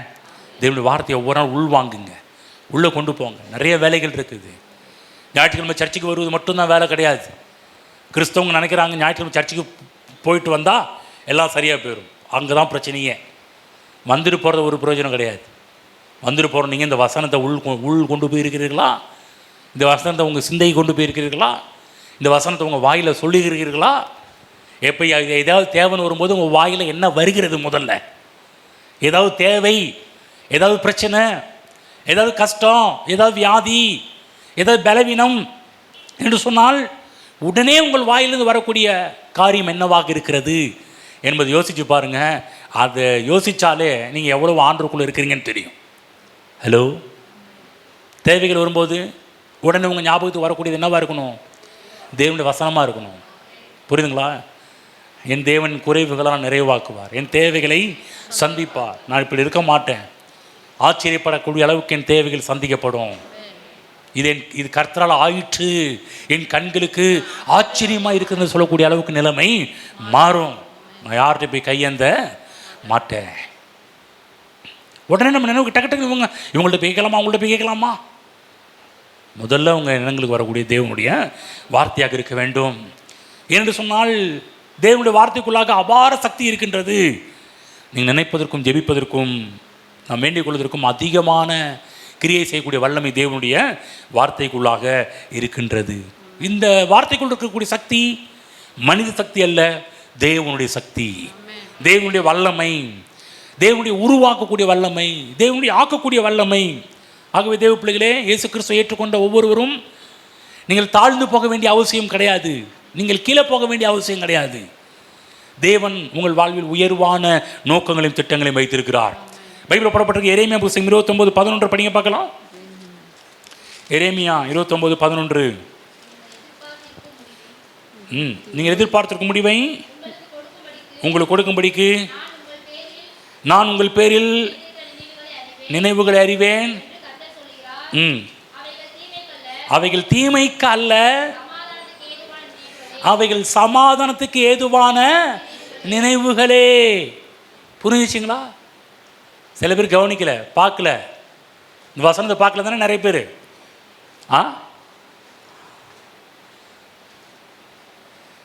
எல்லாரும் பைபிளை படிங்க பார்க்கலாம். எல்லாரும் பைபிள் பாருங்க, பைபிளை பார்த்து படிங்க பார்க்கலாம். நீங்கள் எதிர்பார்த்திருக்கிற முடிவை உங்களுக்கு கொடுக்கும்படிக்கு நான் உங்கள் பேரில் நினைத்திருக்கிற நினைவுகளை அறிவேன் என்று கர்த்தர் சொல்லுகிறார். அவைகள் தீமைக்கல்ல, சமாதானத்துக்கு ஏதுவான நினைவுகளே. ஆமென். ஆமென். கர்த்தர் சொல், நீங்கள் எதிர்பார்த்திருக்கும் முடிவு. சில நேரத்தில் நீங்கள் பல காரியத்தை எதிர்பார்த்து வந்திருக்கீங்க. இந்த முடிவு என்னமா நடக்க போகுது, என்னமா முடிய போகுதுன்னு நினச்சி வந்திருக்கலாம். கர்த்தர் சொல்கிறார், நீங்கள் எதிர்பார்த்திருக்கும் முடிவை உங்களுக்கு கொடுக்கும்படிக்கு நான் உங்கள் பேரில் நினைத்திருக்கிற நினைவுகளை அறிவேன் என்று கர்த்தர் சொல்கிறார். அவைகள் தீமைக்கல்ல, சமாதானத்துக்கு ஏதுவான நினைவுகளே. தேவன் உங்கள் வாழ்வில் கெட்ட நினைவுகளை வைத்திருக்கவில்லை, சமாதானத்துக்கு ஏதுவான நினைவுகளை வைத்திருக்கிறார். தமிழில் சமாதானம் என்று வந்திருக்கிறது. இன்னும் தூயது உங்கள் வாழ்வுக்குரிய எண்ணங்களை வைத்திருக்கிறார், உங்களுடைய செழிப்புக்குரிய எண்ணங்களை வைத்திருக்கிறார், உங்கள் சுகத்துக்குரிய எண்ணங்களை வைத்திருக்கிறார். ஆமென். பைபிள் போடப்பட்டிருக்கு, சமாதானத்துக்கு ஏதுவான நினைவுகளே. பக்கத்தில் சொல்லுங்க, கடவுள் உங்களை குறித்து நல்ல நினைவுகளை வைத்திருக்கிறார், தீமைக்கு அல்ல. ஆமென். நல்லா புரிஞ்சுங்க தேவ பிள்ளைகளே. இங்கே இருக்கிற யாரையும் கெடுப்பது தேவ திட்டம் அல்ல. யாரையும் கெடுத்தது கர்த்தர் கிடையாது. உங்கள் வாழ்வை அழித்தது கர்த்தர் கிடையாது. உங்களை நாசமாக்குனது கர்த்தர் கிடையாது. பைபிளில் கரெக்டாக எரேமியா சொல்லிட்டாரு. என்ன சொல்கிறாருன்னா, தேவன் தீமைக்கல்ல, அவைகள் தீமைக்கல்ல, சமாதானத்துக்கு ஏதுவான நினைவுகளே. ஆமென். நீங்கள் ஒருவேளை கடவுள் என் மேலே தப்பான எண்ணத்தெல்லாம் வச்சுருக்கிற நினைப்பீங்கன்னா எண்ணத்தை மாற்றிக்கங்க. உங்கள் பேரில் கர்த்தர் தப்பான நினைவுகள் வைத்திருக்கவில்லை, சமாதானத்துக்கு ஏதுவான நினைவுகள் வைத்திருக்கிறார். ஆகவே தேவன் நம்மை குறித்து ஒருபோதும் தீமையாக எண்ண மாட்டார், உங்கள் வாழ்வை தீமைக்குள் நடத்த மாட்டார். தேவனுடைய திட்டங்கள் எல்லாம் நன்மைக்கு ஏதுவான திட்டங்கள். ஆமென். உங்கள் வாழ்க்கையில் கர்த்தர் நல்ல திட்டங்களை வைத்திருக்கிறார், வாழ்வுக்குரிய திட்டங்களை வைத்திருக்கிறார். புரியுதுங்களா? நீங்கள் வாழ வேண்டும் என்று விரும்புகிறார். ஆகவே ஒவ்வொரு வாரமும் இங்கே ஏன் கர்த்தருடைய வார்த்தை பிரசங்கம் பண்ணப்படுகிறது என்று சொன்னால், நீங்கள் வாழ வேண்டும் என்பதற்காக. என்னுடைய ஆசையும் அதுதான், என்னை நடத்துகின்ற கர்த்தருடைய ஆசையும் அதுதான். நீங்கள் நல்லா இருக்கணும், நீங்கள் நல்லா வாழணும். கர்த்தர் சொல்கிறார், சமாதானத்துக்கு ஏதுவான நினைவுகள், அன்பான நினைவுகள். தேவன் யாருக்கும் ஒருபோதும் தீங்கு நினைப்பது இல்லை, விரும்புறது கிடையாது. உங்கள் வாழ்வை விரும்புகிற கர்த்தர். தேவனுடைய திட்டங்கள் நம்மை குறித்து நல்ல திட்டங்கள் என்பதை புரிந்து கொள்ளுங்கள். இந்த நல்ல திட்டங்கள் எல்லாமே நம்முடைய வாழ்வில் தானாய் நடக்காது. ஏன்னா அவர் நல்ல திட்டத்தெல்லாம் வச்சிருக்கிறாருங்க, தானாக நடக்காது. நல்லா புரிஞ்சுக்கங்க. ஏராளமான திட்டங்கள் இந்த வார்த்தையிலே அடக்கப்பட்டிருக்கிறது. தேவன் நம்மை குறித்து நல்லா புரிஞ்சுக்கோங்க, உங்களை குறித்து என்னை குறித்தும் ஏராளமான நல்ல திட்டங்களெல்லாம் அந்த வேதத்தில் எழுதி வச்சிருக்கிறாரு. திரும்பவும் சொல்கிறேன், இதெல்லாம் தானாக நடப்பது கிடையாது. தீர்க்கதரிசிகள் உங்களை குறித்து நல்ல தீர்க்க தரிசனங்களை உரைத்திருக்கலாம். திரும்ப சொல்கிறேன், அவங்க உரைத்து விட்டதால் நடக்கும் என்று கிடையாது. பைபிளில் சொல்லப்பட்டிருக்குது, கர்த்தர் சொல்லிட்டாரு, நீங்கள் எதிர்பார்த்துருக்கிற முடிவு அது நல்ல முடிவாக மாறும். சொல்லுங்கள், நீங்கள் எதுக்கு வந்திருக்கீங்கன்னு தெரியாதுங்க. சொல்லுங்கள் பக்கத்தில், நீங்கள் எதுக்கு வந்திருக்கீங்கன்னு தெரியாது. ஆனால் எனக்கு ஒன்று தெரியும், கர்த்தர் நல்லவர். நீங்கள் வந்த காரியத்தை நல்லதாக மாற்றுவார்.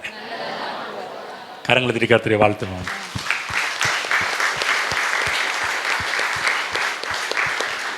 ஆமென். திரும்ப சொல்கிறேன், எனக்கு தெரியாது நீங்கள் எதுக்காக வந்திருக்கிறீங்க, என்ன நோக்கத்துக்காக வந்திருக்கீங்கன்னு தெரியாது. ஆனால் வார்த்தையில் சொல்லப்பட்டிருக்கிறது, நீங்கள் எதிர்பார்த்திருக்கும் முடிவை நான் உங்களுக்கு கொடுக்க போகிறேன். அது உங்களுக்கு நல்லதாக தான் முடியும், நன்மையாக தான் முடியும், வாழ்வாக தான் முடியும். தீமையாக தீமையாக அது முடியாது, முடிவாகாது.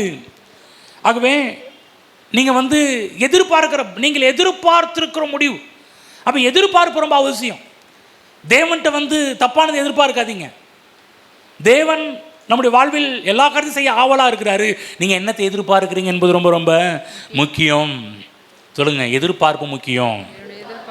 புரியுதுங்களா? தேவனால் எல்லாம் கூடும் என்று வேதம் கூறினாலும் உங்கள் எதிர்பார்ப்பு நல்ல எதிர்பார்ப்பாக இல்லை என்று சொன்னால் தேவன் உங்களுக்கு உதவி செய்ய முடியாது. என்ன எதிர்பார்ப்பாக இருக்குது?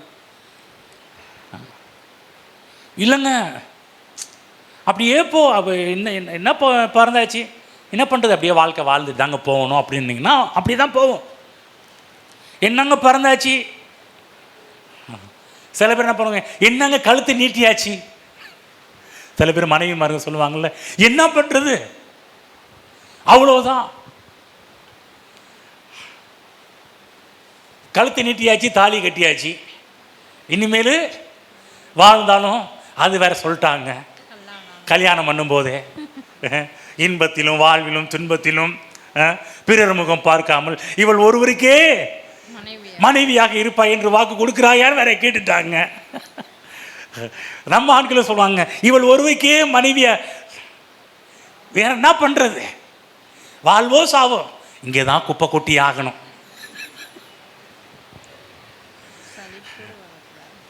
கவனமாக கேளுங்க. ஒருவேளை உங்கள் லைஃப் இப்படி நினச்சிட்டு இருக்கலாம். நான் சொல்கிறேன், அந்த குடும்ப வாழ்வும் நல்லா முடியும். புரியுதுங்களா? நீங்கள் என்ன பண்ணுறது, அவ்வளோதான், தலை எழுத்து. நம்ம ஆட்கள் சொல்லுவாங்க, தலை எழுத்து தலை விதி, இந்த ஆள் கூட தான் வாழணும், இவ கூட தான் பொழப்ப நடத்தணும், தலையில் எழுதி வச்சுட்டான்ப்பா, அப்படி தான் போகணும்னு அப்படி நினைக்காதீங்க. இங்கே இருந்தாலும் என் நிலைமையை மாற்றுவார், என் கணவனுடைய நிலைமையை மாற்றுவார், என் மனைவியுடைய நிலைமையை கர்த்தர் மாற்றுவார். எங்கள் குடும்பம் எப்போதுமே இப்படி இருக்காது. என்னுடைய குடும்பத்தில் நல்ல நிலைமை உண்டாக ஆரம்பிக்கும், நல்ல சூழ்நிலைகள் உருவாவதை நான் பார்ப்பேன். என் குடும்பத்தில் கர்த்தர் சமாதானத்துக்கு ஏதுவான நினைவுகளை வைத்திருக்கிறார். அவைகள் சமாதானமாக தான் முடியும். என் குடும்பம் பிரச்சனையில் போய் முடியாது.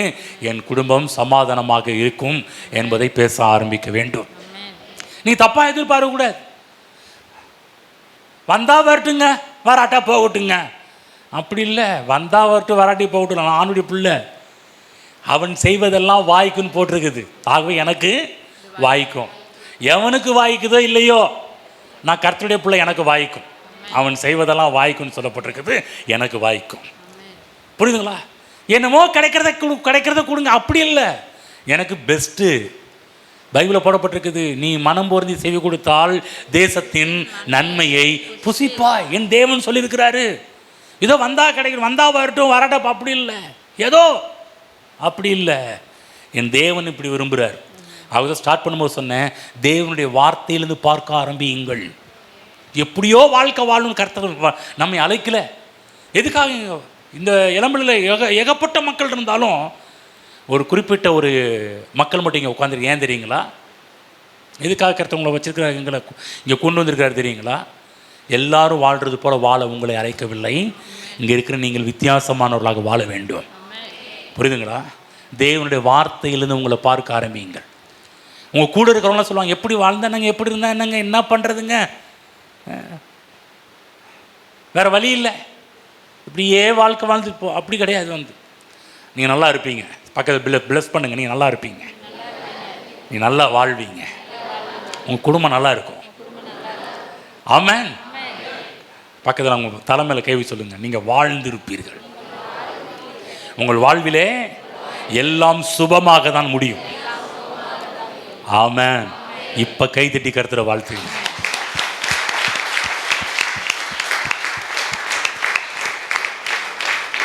போதும். என்ன சொல்கிறேன்னு புரியுதுங்களா? மனதிலே மறுரூபம் அடையுங்கள், எண்ணங்கள் விசாலமாவதாக, சிந்தனையை தேவனுடைய வசனத்துக்கு நேராக திருப்புங்கள். நல்ல வாழ்வை தேவன் நம்முடைய வாழ்வை சிருஷ்டிக்க ஆயத்தமுள்ளவராக இருக்கின்றார். தேவனுடைய வார்த்தையின் அடிப்படையில் உங்களை பாருங்கள், வடிவமையுங்கள். பைபிளில் போடப்பட்டிருக்குது, இரவும் பகலும் இதில் தியானமாக இருக்கிற மனுஷன் பாக்கியவான், அவன் நீர்க்காலின் ஓரமாக இடப்பட்டு தன் காலத்தில் தன் கனியை தந்து இலையுதிராதிருக்கிற மரத்தை போல் இருப்பான். அவன் செய்வது எல்லாம் வாய்க்கும், அவன் புத்திமானாய் நடந்து கொள்வான். ஆமென். எழுந்து நிற்போம். நம்முடைய முற்பிதாக்களை முன்மாதிரியாக பின்பற்றுங்கள்.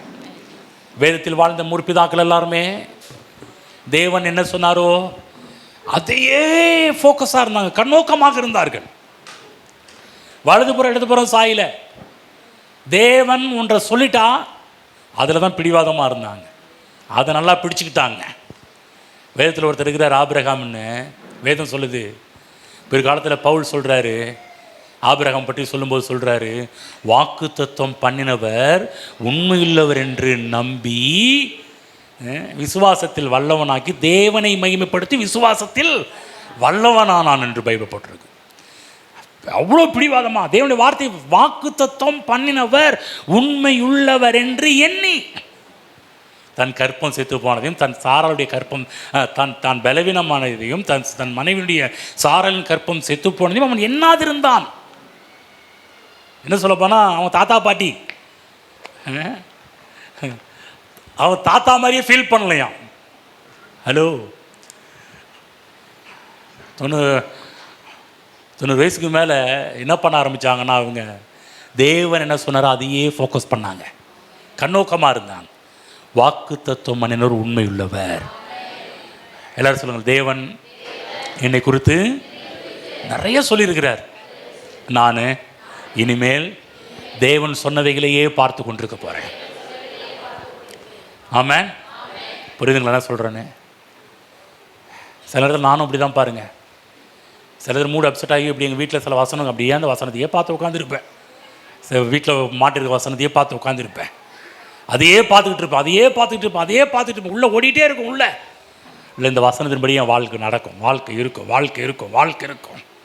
ஆமென். அப்படி இருங்க, அதையே பாருங்கள். பிரச்சனை நிறையா இருக்கும், கஷ்டம் வரும், அதெல்லாம் பார்க்காதீங்க. தரிசனம் இருக்கிற இடத்தில் ஜனங்கள் சீர்பெறுவார்கள். எந்த இடத்துல தரிசனம் இல்லையோ, தேவனுடைய வார்த்தை குறித்து பார்வையிலையோ, அங்கே ஜனங்கள் சீர்கெட்டு போவார்கள். தேவன் உங்களை சீர்கெடுவதற்காக அழைக்கவில்லை, நீங்கள் சீர்பெற்று சீர் பொருந்தி வாழ வேண்டும் என்று கர்த்தர் அழைத்திருக்கிறார். இனிமேல் முடிவு பண்ணணும், தேவனுடைய வார்த்தையிலிருந்து தான் நான் என்னை பார்ப்பேன் என்று சொல்லி கரங்களை விடுத்தி கர்த்தருடைய வார்த்தைக்கு நன்றி செலுத்துவோம். ஸ்தோத்திரம் பிதாவே. இன்று எங்களோடு பேசுகிற வார்த்தைகளுக்கு நன்றி செலுத்துகிறோம். எங்கள் கண்களை திறந்திருப்பதற்காக நன்றி செலுத்துகிறோம். இப்படி வார்த்தையில் நீங்களை பார்க்க போகிறோம் ஆண்டவரே. அது நிமித்தமாக சீர் பொருந்த போகிறேன், சீர் பெற போகிறேன், இந்த பூமியில் சீர் பெற்று வாழப் போகிறேன் கர்த்தாவே. ஹல்லேலூயா. நன்றி ஆண்டவரே. நீர் எங்களோடு பேசின வார்த்தைகளுக்காக ஸ்தோத்திரம். இன்றைக்கு நாங்கள் இருக்கிற நிலைமைக்கு என்ன காரணம் என்பதை புரிந்து கொண்டோம் ஆண்டவரே. நாங்கள் எல்லாம் அது தானே நடந்துடும் நினச்சிக்கிட்டு இருந்தோம். இல்லை, எதிர்பார்க்க வேண்டும், தேவனுடைய வார்த்தையில் எங்களை பார்க்க வேண்டும் என்பதெல்லாம் எங்களுக்கு கற்றுக் கொடுத்திருக்கிறதுக்காக நன்றி செலுத்துகிறோம் கர்த்தாவே. எங்கள் அன்பின் பிதாவே, இயேசு கிறிஸ்து நாமத்தில் நம்முடைய சமூகத்தில் இருக்கிறோம். என்று எங்களோடு பேசின நம்முடைய வார்த்தைகளுக்காக ஸ்தோத்திரம் ஆண்டவரே. இந்த விதைக்கப்பட்ட வார்த்தைகள் 100ஆக பலன் கொடுப்பதாக. உள்ளத்தில் விதைக்கப்பட்ட வசனத்தை பிசாசு எடுத்து போட அதிகாரம் கிடையாது என்பதை இயேசு நாமத்தில் கட்டளையிடுகின்றேன். விதைக்கப்பட்ட வார்த்தைகள் ஏராளமாக நம்முடைய பிள்ளைகள் வாழ்க்கையில் விளைவதாக. நல்ல எதிர்காலத்தை இங்கே இருக்கிற ஒவ்வொரு பிள்ளைகளும் பார்ப்பார்களாக. குடும்பங்களில் தேவ சமாதானம் உண்டாவதாக. பிள்ளைகளுடைய வாழ்விலும் குடும்பங்களின் வாழ்விலும் ஆண்டவரே ஏராளமான தேவ கிருபை சமாதானம் நதி போல பாய்ந்து ஓடுவதாக தகப்பனே. ஹல்லேலூயா. ஓ நன்றி ஆண்டவரே. குடும்பங்களில் நிறைய மாற்றம் உண்டானதுக்கு நன்றி செலுத்துகிறோம். பொருளாதாரத்தில் பெரிய மாற்றம் உண்டானதுக்கு நன்றி செலுத்துகிறோம். இந்த பூமியிலே நம்முடைய பிள்ளைகள் சீர் பெற்று சீர் பொருந்தி வாழட்டும் என்று நம்முடைய பிள்ளைகளை ஆசீர்வதிக்கிறேன். இயேசு கிறிஸ்து நாமத்தில் பிதாவே, ஆமென்.